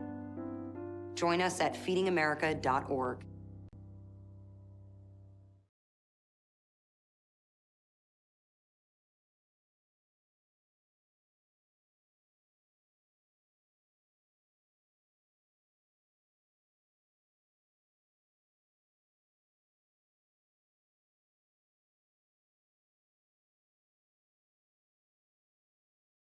Yeah. Just played some Aloe Black on the way to the break there, so I don't know.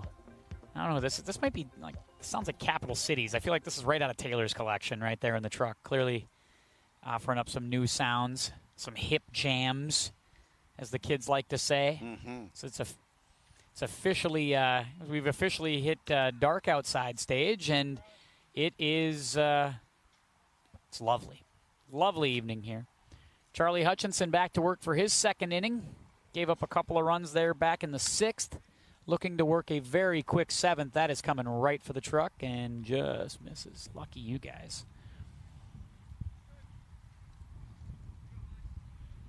2, 3, 4 hitters due up for Westonka here in the 7th inning. Teddy Peterson, along with Wolatek and Ludwig. 2 strikes now.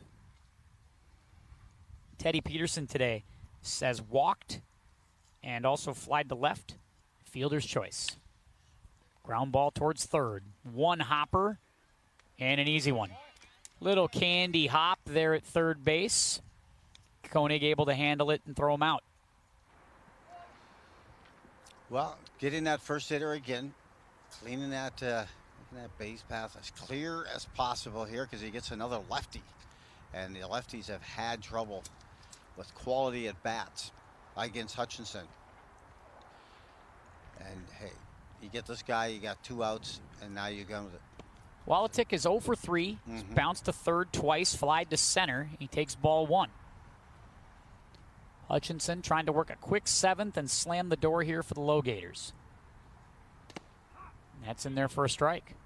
Ludwig has done a nice job for the Waves of just kind of keeping them at bay. He's worked 2 straight scoreless innings.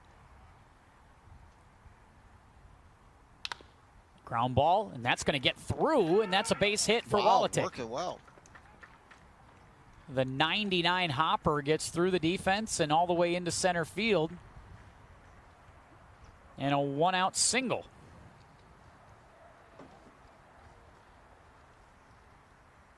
So no shortage of base runners the last handful of innings for Westonka. Now that with Wilson really looking like he was in control of things. Now starting to get some guys on. Here's Ludwig. And he's first pitch hacking. And that's going to get through for a base hit to center. Walatik's going to hold up at second base. And we've got runners at first and second with 1 out here in the 7th. And Ludwig ran to first. The exact same mannerism in which he's been pitching. Just kind of casual. Knew it was there. Yeah. Saw it. There wasn't any reason to sprint and... Well, he's had a night now. He's got 2 hits. He's got a walk. He's reached base 3 times. Now here's Cole Easley. Easley also has singled and walked, scored 2 runs tonight. So this part of the order has done some work for Westonka.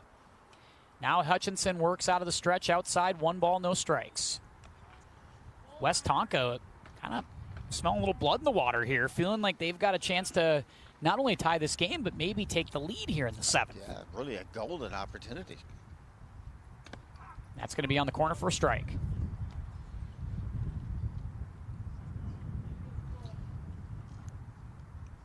You know, it's not as though Westonka has really scalded the ball here against Hutchinson. Couple of walks, couple of infield hits. Those were a couple of soft knocks to center. Yep, absolutely. But they're just kind of staying around, staying in that game. Just putting the ball in play. Ooh, swung on and missed. Overpowered him that time. Just brought the velo on that fastball. And critical spot right here. 2-2 count. Hutchinson working, trying to get this one. And right there's field. a shot to right field. That's going to get down for a base hit. Walatik rounding third. He's on his way to plate. Here we going to throw cut off by Conley, and we're tied at 5. 3 straight softies, and we're tied at 5. Easily delivers the game-tying single.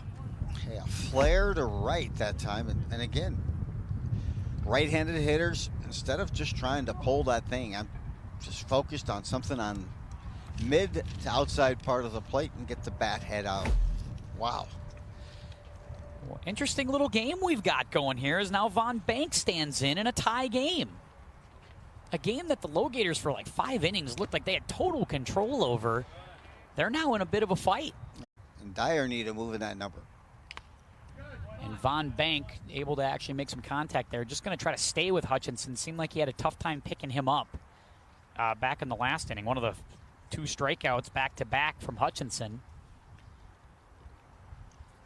in that 6th inning where it looked like he was going to get out of it. Just up the stairs, and now 1-2. Kind of a waste pitch, trying to see if Von Bank would chase that time. Didn't do it.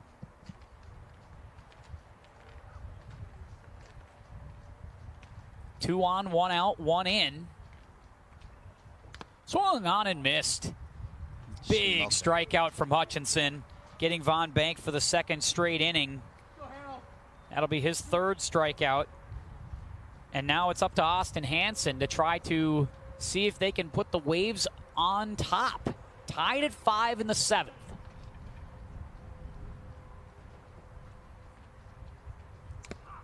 Strike 1 is Hutchinson trying to again wiggle off the hook here. Yeah, and if I'm in left field right now, I'm thinking I'm going to move a few steps down the line because this particular hitter has not been seeing the ball well, and if he does get it, it's going to be an inside out swing. Hansen, 2 strikeouts and a bounce to short tonight. He's 0 for 3, Joe, to your point. Plus that third base, I might play that line a little bit more than any extra base. But he struck him out. No need. No need on that one. Nice job by Charlie Hutchinson to get himself out of trouble, but not before a couple of hits. 3 straight singles and a run scores, and just like that, we are tied at 5. We're stretching here at Noble Sports Park, and we'll see if the Logators can get themselves back in front. A game that they've led the whole way. Yes. And now here we are. It's anybody's game with just a few innings to go. Yeah, and you know, Coach Merrick is on this team about, hey, let's start getting into some opportunities. I wouldn't be surprised if Matt taws on a helmet and gets it back going himself, because you might need something to ignite this team. Just as you see it, I peer over to the dugout, and who's got a batting helmet?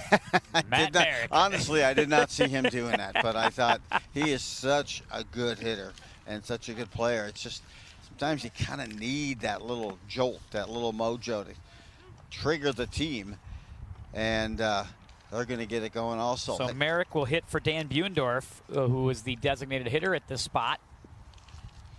And, you know, we still haven't seen Bruns tonight. No, we have not, so he must not have been, must have been just a late scratch, not there tonight. And Bruns, to me, is like the most likely candidate in Metro Minny Baseball to kind of have his own reality show. He's kind of got his own approach, and he might be shooting that tonight. Might be a pilot episode being shot right now. No batting gloves. Matt Merrick stands in to pinch hit here in this spot. Takes strike 1 from Ludwig, who has done a nice job. And there's a rip towards short, easily up with it on a hop. Throws him out. 6-3 put out to start the 7th inning. And here's Heldman. Derek Heldman tonight has walked, bounced to short, bounced to third.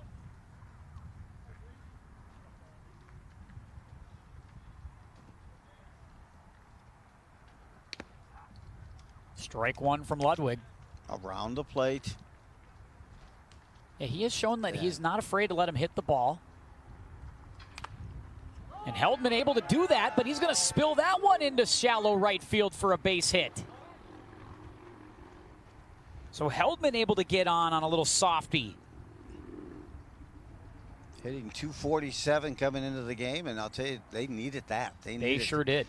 A base runner. I mean, the last time they've changed the number was with a run scored in the 4th inning, and that's when there was a pop fly. Everyone thought that was going to be a fly ball out, but they extended it around and got a base, or they got a walk actually.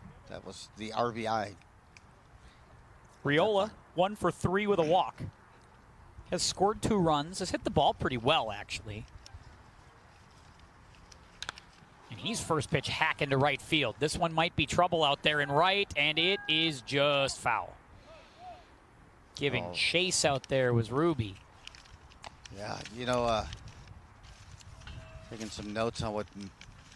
Willie Stein actually out there now. Willie Stein out in right field for the first time. Okay, keep in mind, though, here's one component that, you know, Matt Merrick had said, hey, with the Major League Draft wrapping up today, there's a chance we could see Sam Riola taken.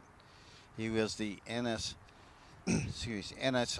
Player of the Year, Regional Player of the Year, first team All-American at St. Cloud State as a second baseman, and he draws a walk.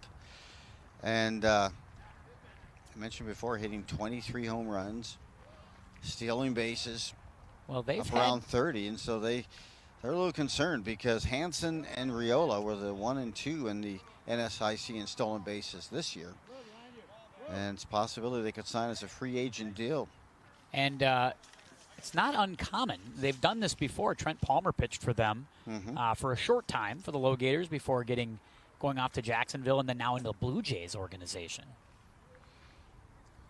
And he is tearing it up for that AA affiliate for the Blue Jays. I'd see that Max Myers from Woodbury got his first Major League start for Miami. Ground ball through the hole. This is going to be trouble, and a base hit that time as Nelson, and we're going to keep them loaded as they're not going to send Heldman around third. They're going to hold him up, and the bases are loaded. Bryce Nelson delivering another big at-bat. Yeah, I thought maybe they would send the speedy base runner here, and they held him at 3. So now it's up to Maki, who's going to come up here with the bases loaded and 1 out, and this is the big spot right here. This is. Got caught watching a curveball in his first visit. You know he wanted this AB again. He was not thrilled to get sent down looking to end an inning. Definitely wanted this one back. Caught looking in the 5th. Takes ball 1, bases loaded, 1 out. Ludwig needs a big out here. Swung on and missed as Ludwig rears back and finds a little extra. Good spot for that fastball and put a little bit more into that one. Maki gets a hold of it to center. This might be enough. Now they turn that center fielder around, but enough to bring it in. They will bring the runner home from third. Heldman scores easily, and it's a sac fly for Maki. Well, I thought that was going to be trouble at first, the way the center fielder Walatek struggled with it, but able to turn himself around and find it and get the out. Yeah, I cannot tell you, that's such confidence in center field, because when you have to trust yourself so well, and especially a night game, to take your eye off the ball, then find it again. And nice sacrifice fly, well struck, hit it on the screws, and got his job done that time around. Really focused and zeroed in, and picks up the RBI, and right now the go-ahead run. Jack Puder now to hit. Had kind of a tough day at the plate, and you could tell he's feeling, maybe he's pressing a little bit. He's not thrilled with how this has gone this evening. A lot of incredulous looks at the end of ABs. 0-2 now the count. Runners are moving. Little hit and run try here with 2 down in the inning, and Puder has to take a walk out of the box there, not thrilled. As Riola and Nelson trying to use their speed here and go, because Riola would have scored easily on that. Now look at the big lead. Riola dancing around behind Ludwig. And Puder will deliver with a base hit to center field. Riola running with that one. He's on his way around. He's going to score easily. 7-5 the score. Logators lead. And do you know what it looks like? It looks like maybe the first time through that lineup, a lot of the Logators were maybe over-swinging. And finally, they just put a swing on that kind of matched the release point and that style of the pitcher, where it's just an easy swing, hands to the ball, and let the rest take care of itself. Whereas Conley driven to right. Stein gives chase and will bring it in. Big inning. Boy, they moved the number with a crooked number. They get 2, and they lead 7-5 to the Logators after 7. 8th inning coming up next on QCTV.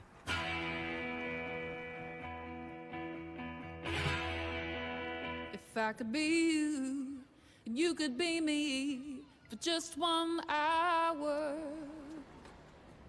If we could find a way to get inside each other's minds. Walk a mile in my shoes.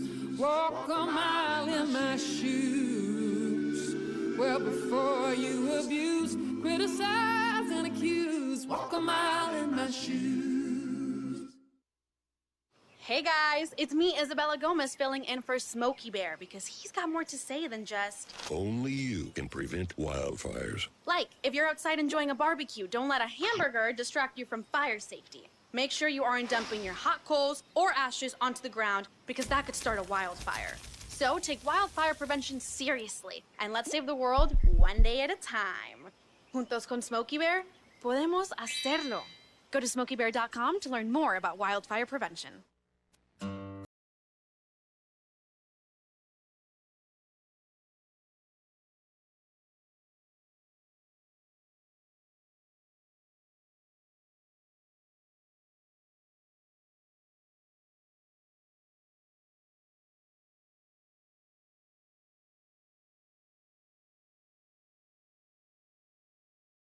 All right. Well, let's see here what. Waves tied it back in the top of the 7th, and a nice answer by the Logators, getting 2 of their own in the bottom of the 7th inning. We go to the 8th, and Hutchinson looking for a clean inning. First pitch swinging Mitchell. And that's going to be in play for Nelson behind second base and 1 down. He was kind of playing, you know, kind of making this adjustment. You could see Nelson at second, a little deeper, maybe a step or 2 on the grass. And kind of anticipating those right-handed hitters. Yeah, the right-handed hitters kind of fading to that right field with some of their hits. And this is the 10th player, I think, getting a chance to pinch hit here. Yeah, here's Will Stein. Stein will miss it outside. 1 ball, no strikes as Hutchinson misses away. Stein took over in right field last inning for Ruby. Up high, 2-0.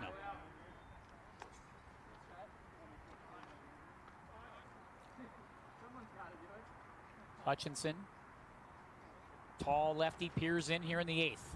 Swung on and missed. That fastball has a lot of juice, and you get the feeling he could probably amp it up a few more miles per hour if needed. Yeah, you get the vibe now. He's just kind of cruising here. I mean, he's in a great rhythm, a good cadence. 2-2 now as Stein just kind of window shopping that one. Just looking. Missed away 3-2.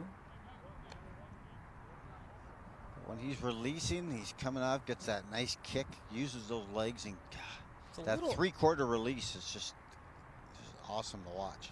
Like that. He went around on it. Yep, struck him out. Nicely done. Charlie Hutchinson racking up the Ks here in these last couple of innings. He's up to 4 or 5 now.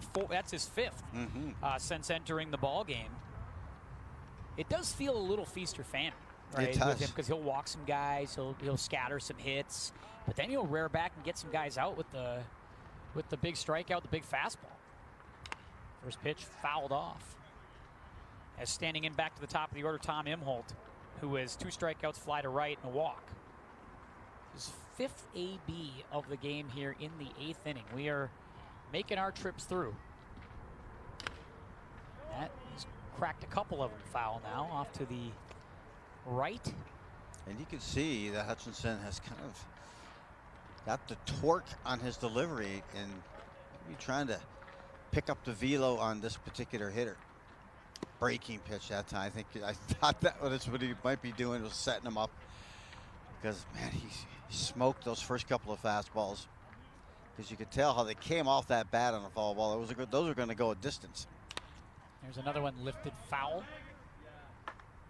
Starting to run out of outs here are the Waves all of a sudden. Just think about the situation, how quickly it can change. Top of the 7th, they had an opportunity to take the lead. Yes.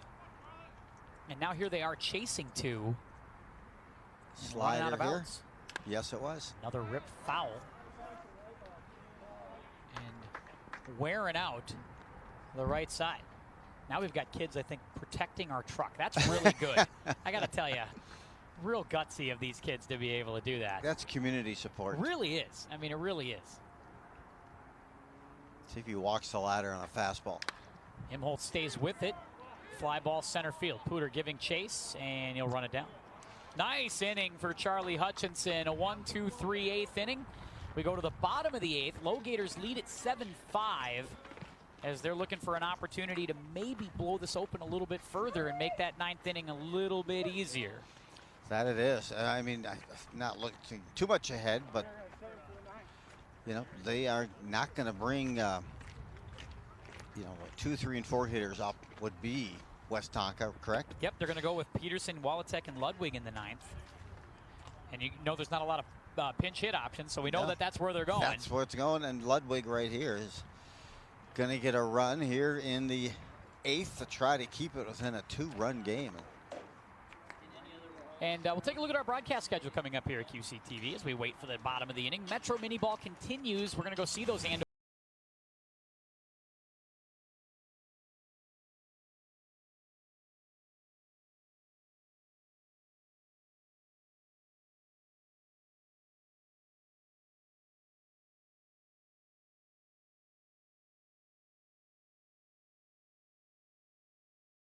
Minny Ball coming up here soon on QC.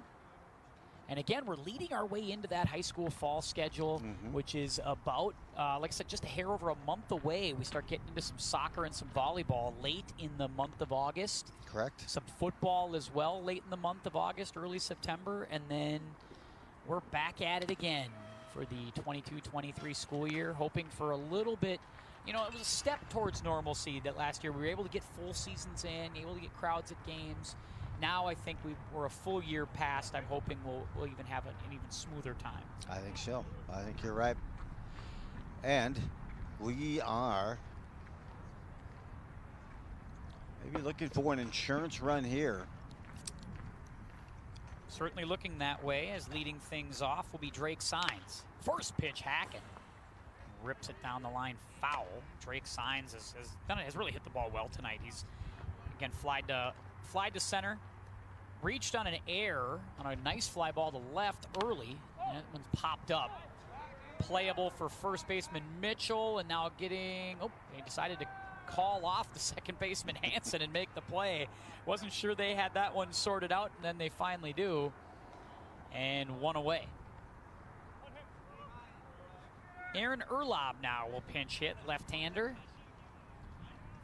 Erlob with 21 plate appearances. Season 176 average. Hitting in this DH spot that Buendorf had for a while and Merrick had for one AB. So now Erlob getting a chance here, takes ball one. And these are the things that the manager Merrick will do. You want to keep players active somehow in, you know, you may not be focused and you're thinking, oh, okay, I'll shoot. I forgot to get this guy in at bat. Look at this. It's going to drop in. No, right at Walatek. It'll be two down. I thought it was going to drop.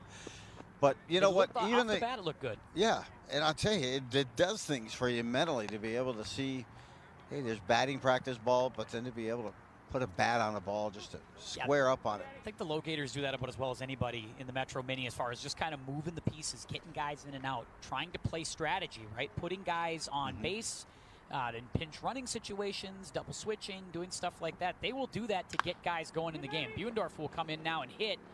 Will ground ball to short and safe as it's dropped by Mitchell on the short hop at first. Easily not able to get him out. So Buendorf, who pinch hits for Heldman after being the DH in the early part of the game. And this is what you talk about, that re-entry, keeping the players involved. There you get it. And you just need at-bats just to keep a mindset. So Riola's now going to be pinch hit for here as we move our way to the top. As here's number 6 for the Logators. Or maybe he got drafted and we don't know maybe about he did, I was going to say maybe he got the call late here. Who knows? That's possible. Hey, the guy's got skills, and if you're at St. Cloud State. Ground ball, and that's just missed foul that time as the Logators working through their bench. As it's Jeff Sari. Yep, it is. He's got about 7 at-bats on the season. I'm sorry about They've got enough of these guys. intended. They have enough of these guys on the team, though, that just, they play a couple times. Veteran guys. Jeff Sari's been on the roster for a long, long time. And now 1 and 2 on Sari. Now 2 and 2, I take that back. Ludwig trying to work through the 8th. Foul ball straight back at us. Yeah, hey, one other signing that the Logators had earlier this season was Andrew Hansen, who was from Burnsville and played at Wayne State. And he was a first-team All-NSIC this year, and he started out hitting .367, 12 stolen bases, before he decided he was signing a contract with the Rocky Mountain Vibes in the Independent Pioneer Baseball League. Sari strikes out there just to end all that. Would have loved to have heard more of that story, but instead we call it a day there. All right. Last licks potentially coming up for the Westonka Waves. 9th inning right after this on QCTV.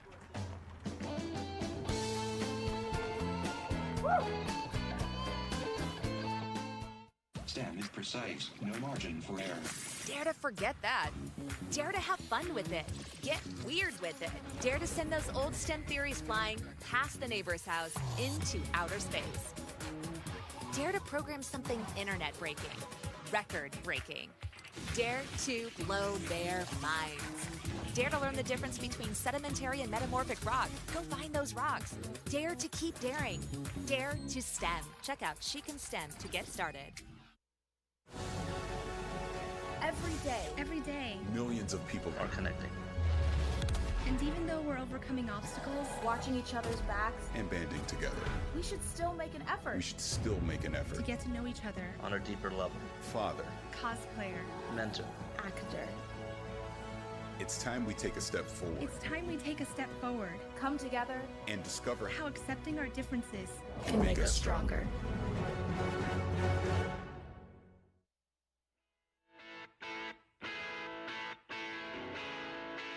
There we go. Now they're digging into my CD collection here. Oh, I It's like my it. group, my boys from Canada, BNL, back up there, bringing us back in the 9th inning. And could it be too little too late for the Westonka Waves? Well, if they're going to get after it, they've got the right hitters up 2, 3, and 4. They've done probably the most damage on the night. Yeah, they've caused some trouble here. This middle part of the lineup here has been a factor for Westonka, as it starts with Teddy Peterson, who hasn't necessarily done that. He's reached base once on a walk. Other than that, he's 0 for 3 tonight. But that walk, we could argue,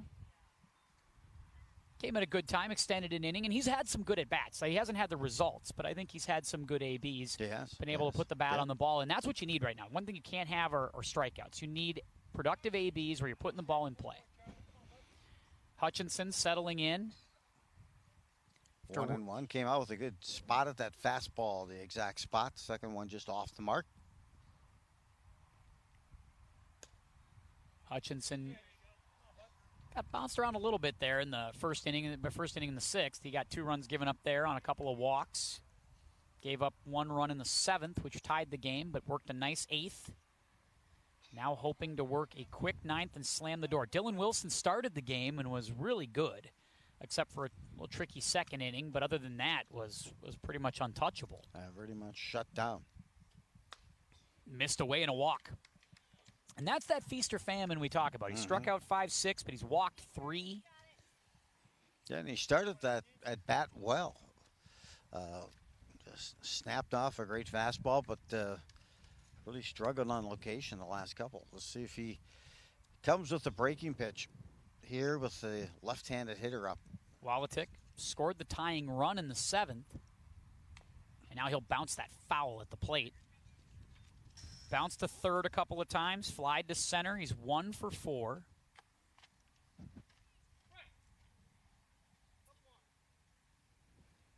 Merrick moving the infield around a little bit. Yeah, and it's a good call because you haven't seen the lefties exactly pull that ball or yank it. Yeah, he shot his Walatik's base hit was straight up the middle last time, and it felt like it rolled forever through the infield. Yeah, absolutely. But since the fielders were playing more shifting over for the left-hander, there wasn't anybody to go get that. Nice. There's a strike. 1 and 2 as he pops the back of the glove of Maki. You could just tell by the release, at the point of release, that ball is going to be a strike. So, base runner is going nowhere now with a left-handed pitcher.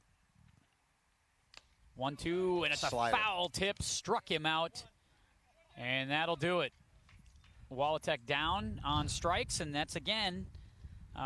That was a filthy pitch. There is 6 strikeouts. 6 strikeouts now for Charlie Hutchinson to go along with the 3 walks. And here's Ludwig, who I think has had a pretty nice night. And he is ripping it on the first pitch to right field, and that's going to get down for a hit. Peterson's going to go to third on this one, cut off by Riola. And it's first and third with 1 away.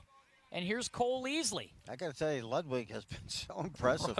He's he looks really so laid back, but he's so zeroed in. Just laid back and loose, and like you said, a key thing when you're pitching, but 3 hits on the night. 3 hits and a walk for Ludwig, and again, every time something starts, it's usually because of Ludwig and Easley, and now here is Cole Easley. Misses away, 1 ball, no strikes. And hey, one of those things is in right field, they didn't try to overthrow or try to gun up a runner at third and allow Ludwig to advance to second after her single, so they kept him at first.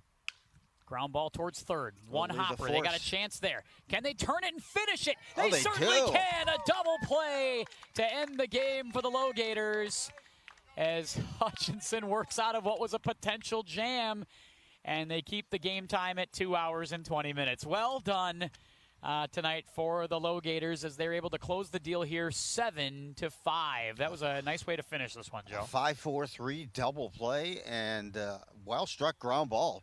But third makes that play clean, and it is. It's a great way to end it on a nice double play and get out with a win. Fun one tonight as the Westonka Waves really showed some moxie, really battled there in the middle part of the game to get this thing back to a 5-5 game, and ended up being a real fun one here tonight at Noble Sports Park. So a nice win for the Logators. They get their 22nd win on the season, go to 22-10, and the season winding down, starting now. That's nice stuff today for the Logators and the Waves. Thanks for tuning in here this evening on QCTV.